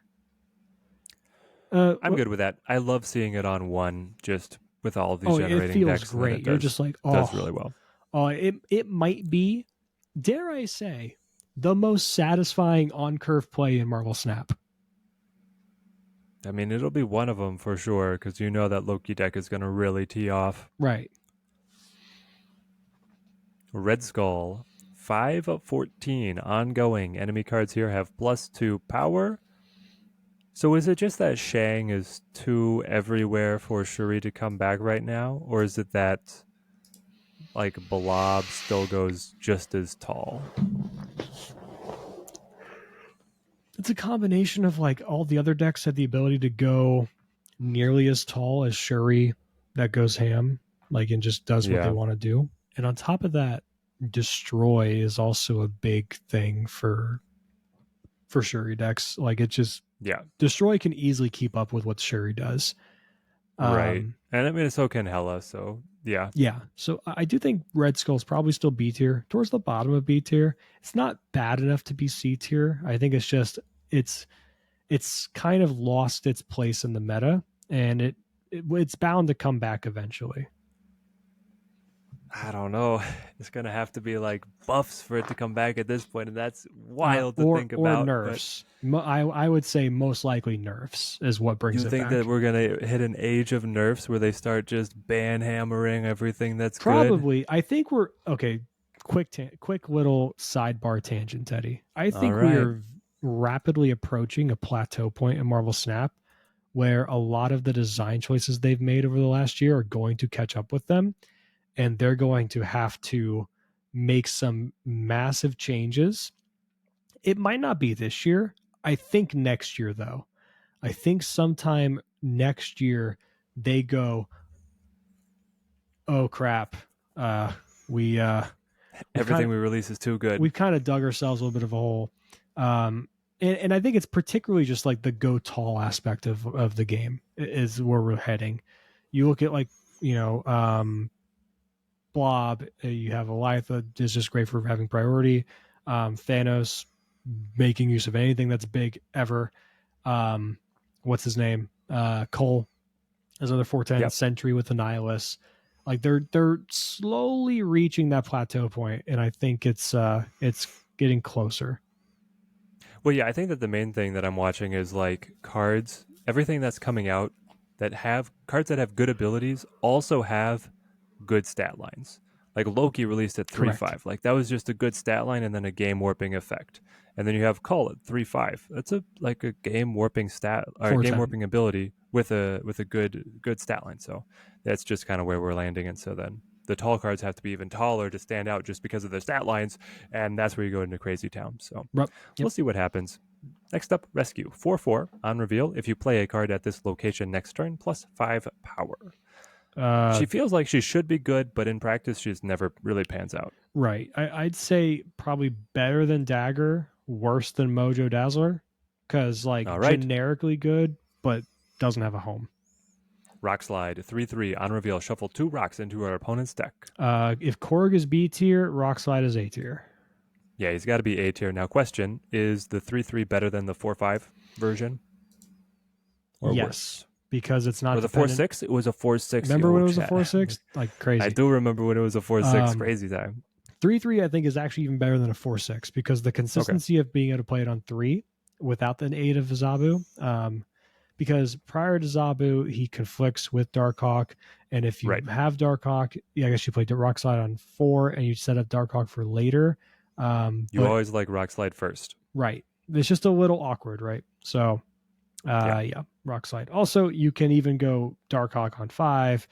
Mystique Rock Slide is a really cool thing to do as well. So yeah, I like Yeah, Rock Slide. if you had the Hawk underneath Shang in that position. So, Yep. yep. Rogue 3/2 on reveal. Steal the text from an enemy ongoing card here. She is your budget enchantress. Oh, so fun, but So sometimes. I'm gonna smack her right in C tier first off, and I would Where did also we like put to enchantress? what Where did we put enchantress? Enchantress was B tier. Yeah, towards the top I of B feel tier. like Rogue might have to be there as well. Well, here's my reasoning as to not as good as Enchantress. Okay. Um, it's dependent on your opponent A having a card you want to steal, and B having it be alone in a lane, which lately Yes. is becoming less and less common. Usually with Well, yeah, all opponents have really gotten smart about putting kind of the effects they don't care about you stealing just right there as protection. right, exactly. Yeah. On top of which, I would go as far as to say we talked about Ghost Rider, Polaris, Juggernaut. We talked about Goose as like all these cards that are like criminally underplayed. I think Rogue is criminally overplayed. I see her way more often than I feel like I should. And every time I'm just like, doesn't feel like this is the meta for her. Doesn't feel like you should No, be right now running it's her. definitely not. It's a legacy to just being in lists when Ms. Marvel was popular, but yeah. We're out of the ongoing meta right now, guys. We're in the Shang era. We're in the Valkyrie era. 40% play rate, baby. Hit us with the Ronin 5/5 ongoing +2 power for each card in your opponent's hand. They keep trying to make Ronin happen. He's trying his hardest. He's He's playing his little heart out. he's probably pretty high in B tier, I would say. Yeah, he's He's not A tier yet. he's They not want him to yet, be an A not tier yet. so bad. If they We put if they give Devil us Dino in A, right? we did, yes. Yeah, yeah. So Okay. he's not as good as Devil Dino. If they just give us one more card like a Master Mold or a Maximus for Ronin, just to that's good. Or if they just buff Master Mold, frankly, Ronin could jump to A tier and rival Devil Dino because now head to head is bigger than Devil Dino, Yeah. so that counts for something. He's getting that little bit of surge right now with the Sandman ramp, and I love to see it. Sauron 3/2 on reveal. Remove the abilities from all ongoing cards in your hand and deck. The Sauron trader Um, list has also just fallen by the wayside. yeah, Sauron is good in that deck, but that deck is now not good. So yeah, B tier seems about fair to me. right. Sentry, 410. You can't play this at the right location. On reveal, add a -10 power void to the right location. So I think top of A tier, Okay. easily. I could be swayed for S tier. Yeah, so would we put... Well, I guess first off, what's the best of the junk trifecta? Hood, Sentry, or a It's a Nihilus? Nihilus. All right. Then do you put a Nihilus S tier? Probably, yes. Okay. Actually, yeah, definitively yes. I think that out of that crew, yeah, it would be a Nihilus and not Sentry, but obviously they're very closely tied. Yeah, so I could see Sentry. Sentry's probably a top 15, top 20 card in the game. Yeah, that Not quite a package is top so 10. effective. So I'm happy with top of A. And also top of A in both versions of the list, by the way. Do we have another S tier entry already? It's Sarah, 5/4. Ongoing cards in your hand cost 1 less, minimum 1. Yep. She is gonna probably live in S tier. I would say She better than has to, right? Magic and Omega Yeah. Red. It honestly, I think right behind Deadpool. I think she's third. I think right now it's Shang-Chi, Shang, Deadpool, and Deadpool, Sarah. Sarah. I'm I'm with you. I think she's ahead of Death. it's almost above Deadpool. I could be swayed. I guess it depends on the day that we talk about this. Well, yeah, partly because just like Destroy has so many that are going to be there, Right. and Sarah kind of stands out, but I do think Deadpool is better right now. Deadpool is not so good against Shadow King, though. 2/2 on reveal. Set all cards here to their original base power. A tier. Another criminally underplayed control card. Yep. But I guess the problem is that it's so matchup dependent, and Hela is not going to have any good targets for you. And neither is like a bunch of other decks, but it's so good against Destroy right look at the now. 4/3 stat line, dude. Good God. Whoa, no. A tier though. A tier. It is Okay. it is just below Shang as far as yeah. comparing all the removal spells or removal cards or interaction based cards. It's better than Enchantress. I think it's the only interaction type of card that is going to be an A tier. You have like Shang, interesting. Shadow King is A tier, and then B tier is like where kind of all the other ones live. Because we already put Leech in B or A. Leech is a Series 3 card. Right? Oh, we get to rank that later on. Let's go. Next up, Shanna, 3/2. On reveal at a random 1 wouldn't cost. we have already... No. Where is Leech? I thought we already did Leech. Yeah, I think is he B? Or is no, he's A. He's A. We have him in A. That makes sense. Oh, okay, so that's the other one. Yeah. Yeah, you're right. He's a Series 2 card, not A. Not Series 3. But not A. Shanna. Certainly not A. Are we snapping, or is it just no? D? I don't. I actually think it's probably C tier, realistically. Oh, okay. Let's just check the stats real quick. I don't think she's horrible. I think she's pedestrian, right? But this is not boding well for my vote of confidence. We're snapping. There's the hello list. Oh my God. No. All right, Win hold rate on. 27.7%. How is that possible hold on. to be that bad? Okay. Is that the worst win rate we've ever seen? The top, wait, 10, 12, the top 12 decks playing her in ranks 80 to 100 okay. are Agatha decks. She can't be in C. That's drastically. She cannot be in C. No. I'm sorry. This is drastically reducing her because this is incorrect inflation. For some reason, the Agatha farm list right now. Let me take out Post Infinite. See, okay, look at that. I take out Post Infinite, drastic change because no Agatha farm. No Agatha farm list. Okay. So still let's see your stats now. Away from Agatha. Okay. Look at that. She's C tier. She is C tier. We had a little bit of a panic with the Agatha freaking us out, but it was Agatha all along, Teddy. Is she C tier? Okay, I'll give it to you. She's C tier. Not very good, but she's not bottom barrel. Next up, She-Hulk, 6/10. Costs 1 less for each unspent energy last turn. This used to be like the most dominant card ever. She's kind of fallen off, but she still has a great home in that high Evo deck, right? Okay, so I'm putting her for now. Better than Dracula. I'm Okay, asking you. fair enough. Oh, Matt, like, do you think she's Oh, better than you're Dracula? asking me, is she better than Dracula? No, she's not better than Dracula. What about Daredevil? This was actually their Valentine's Day pairing. That's great. Yeah. Um, she, I put her between Shadow King and Hela, but Okay. I will accept that. okay. Shuri, 4/1 on reveal. If you play your next card at this location, double its power. So we talked about Sauron being Yeah, B tier, but right. if there is an A tier card to live in a Shuri deck, it is Shuri because her Yeah, ability is so obscenely broken. And I will stand by obscenely broken. And I think she's also criminally underplayed in the sense that it feels like she should be just good generically in a lot of different decks. And the idea of going all in on her in a Shuri deck, of course, is a thing you want to do. Um, but I feel like she should probably be played a bit more in some other archetypes. Not a lot, but I think there's a few other archetypes where she should be okay. Like I'd be interested in like a Thor Jane Foster type of deck. Like what if you miss? Like hear me out. What if you go Thor on 3, you miss your Beta Ray Bill on 4, so you just play Shuri okay. instead and get a 16 power Jane. Yeah, that replaces the Beta Ray, right? Right. Pretty close to it. It'd be interesting. I don't Actually, know. The problem bigger. is that Shang is at 40%. So that means you're also playing armor on 2. Correct.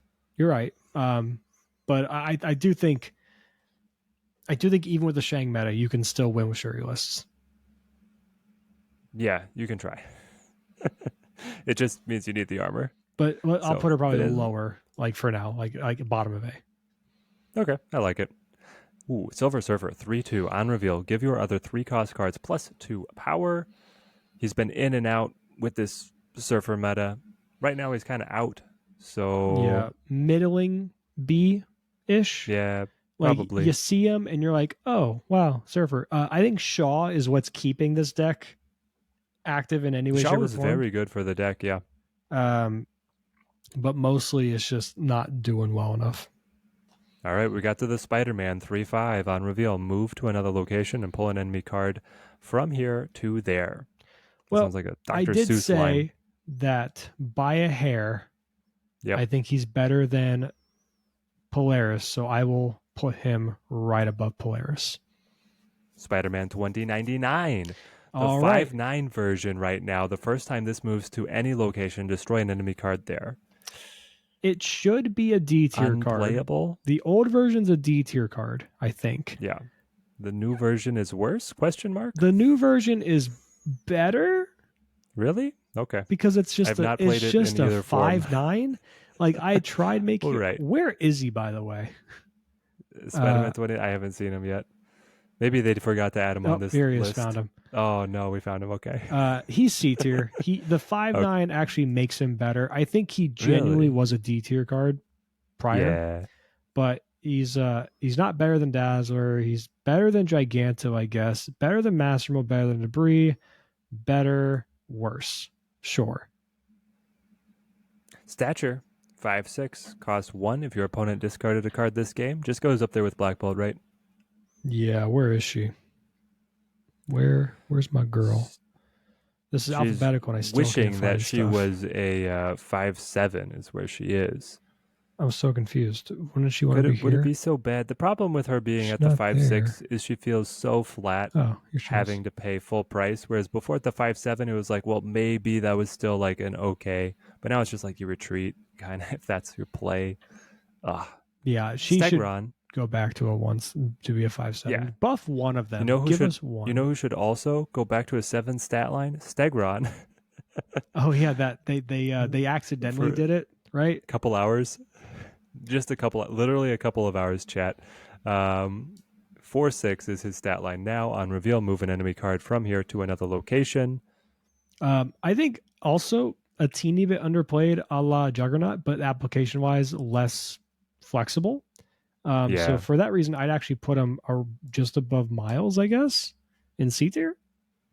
Interesting. They also synergize. He's I like it. playable, like, but I don't think he's I think Rogue has a bit more application than him, and I look at like Yeah, Invisible and Kingpin, all this stuff. But I think he's mildly better than Black Panther, Zola, Brood, that kind of thing.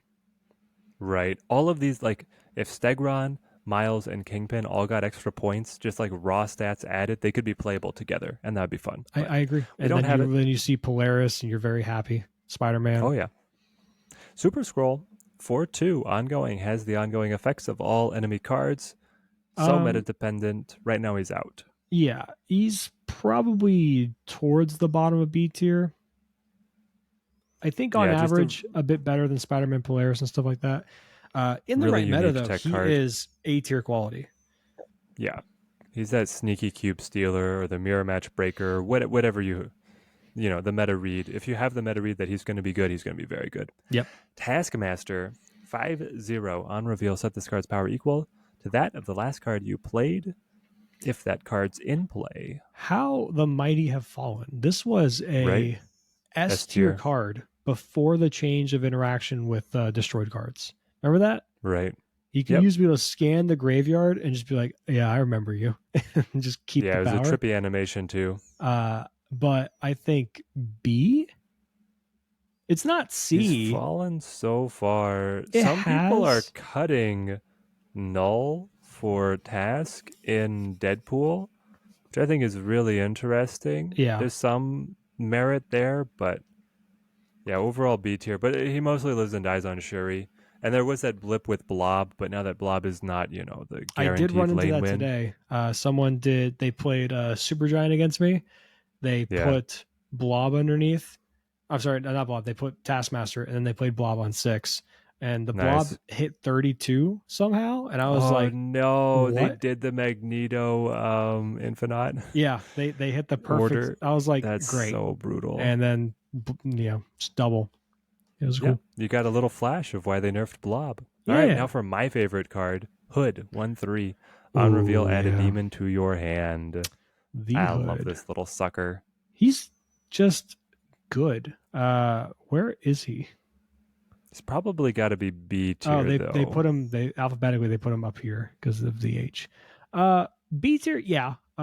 Probably very high. Upper B tier. I think Yeah. better than Maximus on average because of the package he's in is so much better. Or do you Um, move him to bottom of A? Because it's that Sentry Hood Annihilus that we were talking right. about. But I think Is Hood really the B tier and Sentry the A tier and Annihilus the S? I think probably yeah. It also depends on how much like bounce is in vogue, and right now it's not. So, but if bounce picks it up a little bit, then Hood's like right back in there. It's still a very good card. I would go as I think probably top of B Yeah, he's better than Ronan. comparatively to the rest of stuff. Is he better than Misty Knight?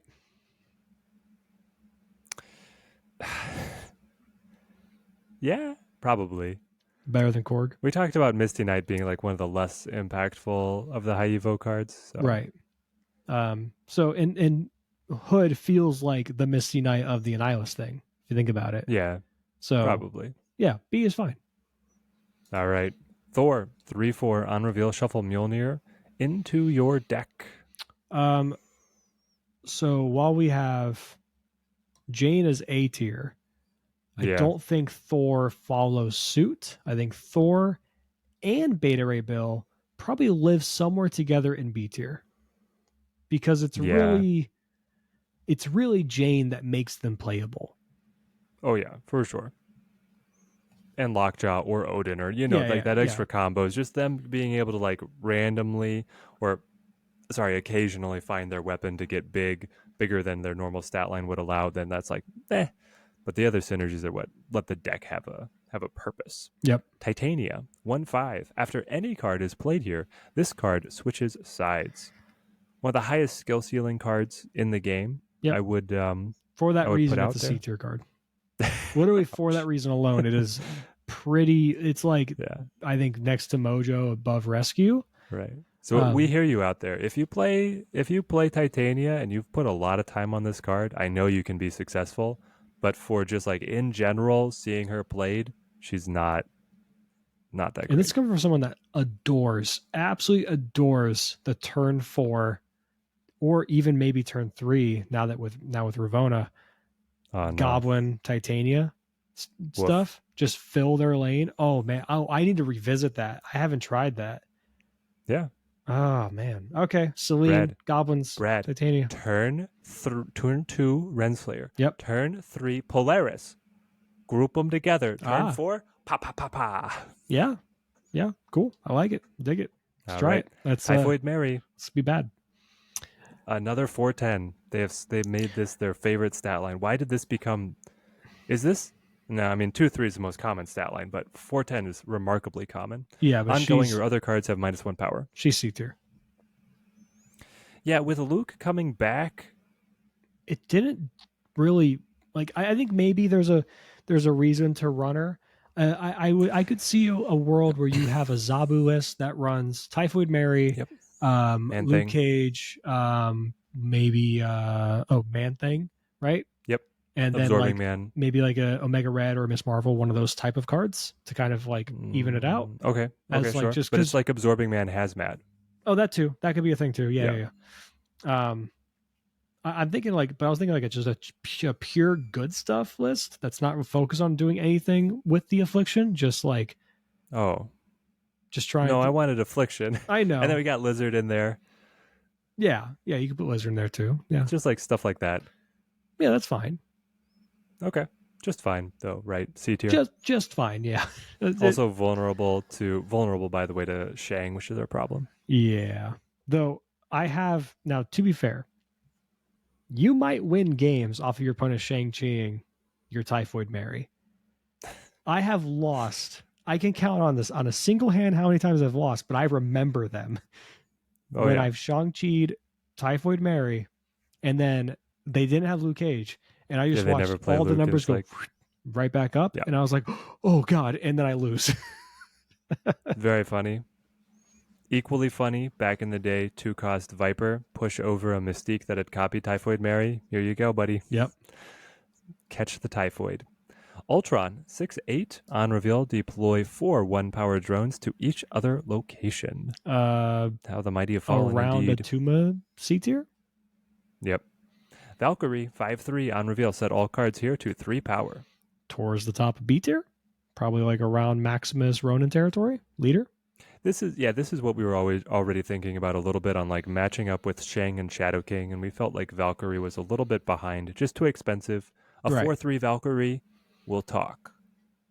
Can't be reduced though. 5/3 is 5/3 is hard. Or they introduced the change to Zabu I just presented this episode.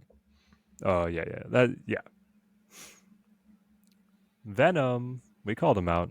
Another destroy S tier. 3/3 Yep. on reveal. Destroy your other cards here. Add their power to this card. When you look at the stat line he's able to put up, it's obscenely ahead of other 3-cost cards with the right setup. So Yeah, man, I would say probably. I don't know, man. I could be convinced either way between Venom and Magic, but then I think Death is not as good as Venom. Is the thing. So for that reason, yeah, I move depth think down. probably here. But then is Magic better than Death is the question. I think it's close. I could see either way, but it's really, I see really Death close. ahead of Magic, but yeah. I mean, S tier is always going to be really tight with these cards. Yeah, so. and like to be fair, that's pretty interchangeable. I think at the moment the only true number one S tier card is Shang-Chi. Spoiler: if when we do our top 10, it's probably Shang-Chi number one. Yeah. Oh no, the I mean, content. We'll see. We'll see. Teddy might come up with something. Okay, I would love to be pull one. convinced otherwise. I really would. All right. We got Viper 3/5 on reveal. One of your other cards here switches sides. C tier. Sorry, guys. Tragically, she had to pay for Havoc existing in the game, so she cannot be 2-cost ever again. I guess. Yeah. Yeah. Wasp 0/1. My secret power is that I get things done. Okay, this is a weird one because Yeah. genuinely speaking, I could be convinced of A tier. I really could. I think B tier. I think around the Calling Wing, living area. But I would probably put her in B tier. Now, if you wanted to future proof the list for Pixie, it's going to be A tier, but Oh yeah, auto include there, but like even just currently, just like Patriot, Bounce, yep, yep. Hit Lockjaw, Monkey, Lockjaw, like there's High just Evo. right. Haiva not so much anymore. She kind of got cut from that because she's no longer effectively an O3. Um, even though she's an O2, which is still That makes your pretty A bomb cheaper. Like, come on, guys. yeah. But those versions are really tight anyway. So They are. B tier's fine. That's the tough thing with High Evo is that he makes everything tight because he's a dead weight on a Right. small deck. I So wish we didn't have to run his dumbass. I hate Haiva. It's just like that's the point of the deck. I know. All right, 3/5 wave on reveal. All cards cost a maximum of 4 until the end of next turn. Another B tier? Yeah, yeah. It's just the I like symmetrical her, doesn't hurt but anyone this anymore. exactly when they took away the fact that the cheap cards don't get made more expensive. It's like We just to let you know, we only have one less B tier card in this list so far than C tier. B tier is looking yeah. I pretty thought that it good, was gonna be a little more top heavy, but well, I forgot some of these cards. but then there's Wong a lot of C tier in the rest of the list, so it's fine. Wong at 4/2 ongoing. Your on reveal abilities here happen Okay, twice. hear me out. The Wongo Hear combo me out. This might be a little weird. I think C tier. I think is very greedy. the age of Wong being a top tier type of thing you're doing is kind of fallen out of favor. It's telegraphed. It's easy to retreat against because you need to snap effectively with him early, Yeah, and easy to counter, easy to stop with like things like Cosmo and stuff like that. Sure, this is the one instance where Cosmo's at 3 cost, in my opinion, is perfectly fine because Wong is so telegraphed, right? You can right. snipe him, and he's a 4/2 Oh at yeah, that. You're probably losing priority as well. Um, it just doesn't really do much anymore. Is it fun to play? Is it great when you have Onslaught Citadel or Camertage as a location? You get to mystique and do crazy things? Yeah, absolutely.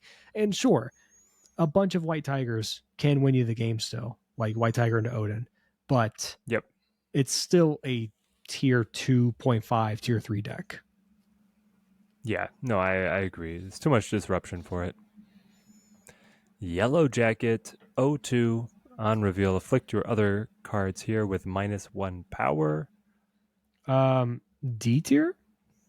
He had the blip in junk where he was like getting really cute by making the Annihilus cards worse, but Yeah, he's only decent in the specific version that runs Werewolf. Werewolf by yeah, there's Night. the werewolf version. There, I mean, you could still make a trick with debris now, but it's like very cute. I think it's too cute. I agree. Yeah. All right. The final card of Series 3. Too bad we go out with not too much fanfare, but 0, 1, 3 on reveal. Remove the abilities on the next card you play. I This is think like a B tier yeah, it card. is a B tier card. It's like in the middle, probably Just put him next to Red Skull. upper middle. You think lower? Yeah, just he's with Red Skull. Sure, we'll pair them up. Yeah. And I'm actually feels like we got through that faster than I expected. Though here, even With the though longest episode of all I time. look at the clock and it's been 2 hours, almost 3 hours. Brad just blinked. He's like, I made a tier list. I was having so much fun. I forgot what we were doing, how long it took. I was ready to look at the clock and be like, it's only been like just at 2 hours. Nope, it's been Oh, about man. 3. Well, we did it. We did it. Thank you guys for sticking with us. We are going to be following through for Series 4 and 5 combined next week. And then we will be doing our list, greatest of all time, looking at the S tiers all together. There might be an episode where we have to take a break for some news and space things out a little bit, but they'll be clearly labeled so you can follow through on our tier lists. Yeah, because depending on when the new video revealing all the new cards for March and stuff like that kind of falls. Yeah. Because what? Today's the 22nd, being Friday, since this is after midnight for us. a week from today is the 30th. Oh no, we're in February. Sorry. So 28. So we'll be on the 2nd next Friday already. So next week we're probably getting the news of like the cards. So hopefully there's not too much that changes with the data mines, so it makes it easier for us to be able to fit both. Hey, March cards coming out and the next portion of the tier list. But yeah, it's possible next week is a hiatus from the tier list, and then we'll pick it up the week after. But we will be sure to communicate with that with you in the next episode. Yeah, we love you guys. We love seeing your comments, the feedback on the tier list, and of course, a couple things. First off, if you want to support the show, you're more than welcome to. You can go to patreon.com/can'tstopsnapping. It allows you to see every episode early, and you even could see it live, like we have a couple in the audience today. Isn't that great? Well, they're probably gone now because it's 3 a.m. almost. But on top of which, if you want to check out these videos and things like that and the episodes of the podcast, not on Spotify, not on Google Podcasts, not on Apple Podcasts, we finally have returned to YouTube via our own YouTube channel, Can't Stop Snapping. And the first episode is up. It's episode 90 from last week where we started the tier list. It's there. It's for your viewing pleasure. And we'll have this one up as well. Isn't that great, Teddy? We don't have to do the split thing anymore that we gave up on like 4 months ago when we were going back between our the split channels. thing wasn't quite coming through for us. We might get some of the videos to live over on my channel if we want to get some exposure over there as well, but we're working that out. Yeah, I can always send them over. I hate hurting my YouTube friends like Teddy, where you just say, yeah, drop a 3-hour just random video on your channel that typically is consumed at 15-minute increments, and then watch your viewer retention tank. And then I end up setting you up for failure later on because of the kindness of Teddy's heart. I don't want to do that. I don't want to do that. But you're more than welcome to if you want to take one for the team, Teddy. But overall, again, those are the ways you can support us. You can follow me on Twitter at Bradsford, all that good stuff. You could join Teddy's Discord. All that stuff is going to be in the description. And like Teddy said, we love you, but it's late. We should go to bed. So we will see you next week, and we'll hopefully continue with the tier list. But if not, it'll be the week after. Bye-bye. Remember, guys, don't stop snapping.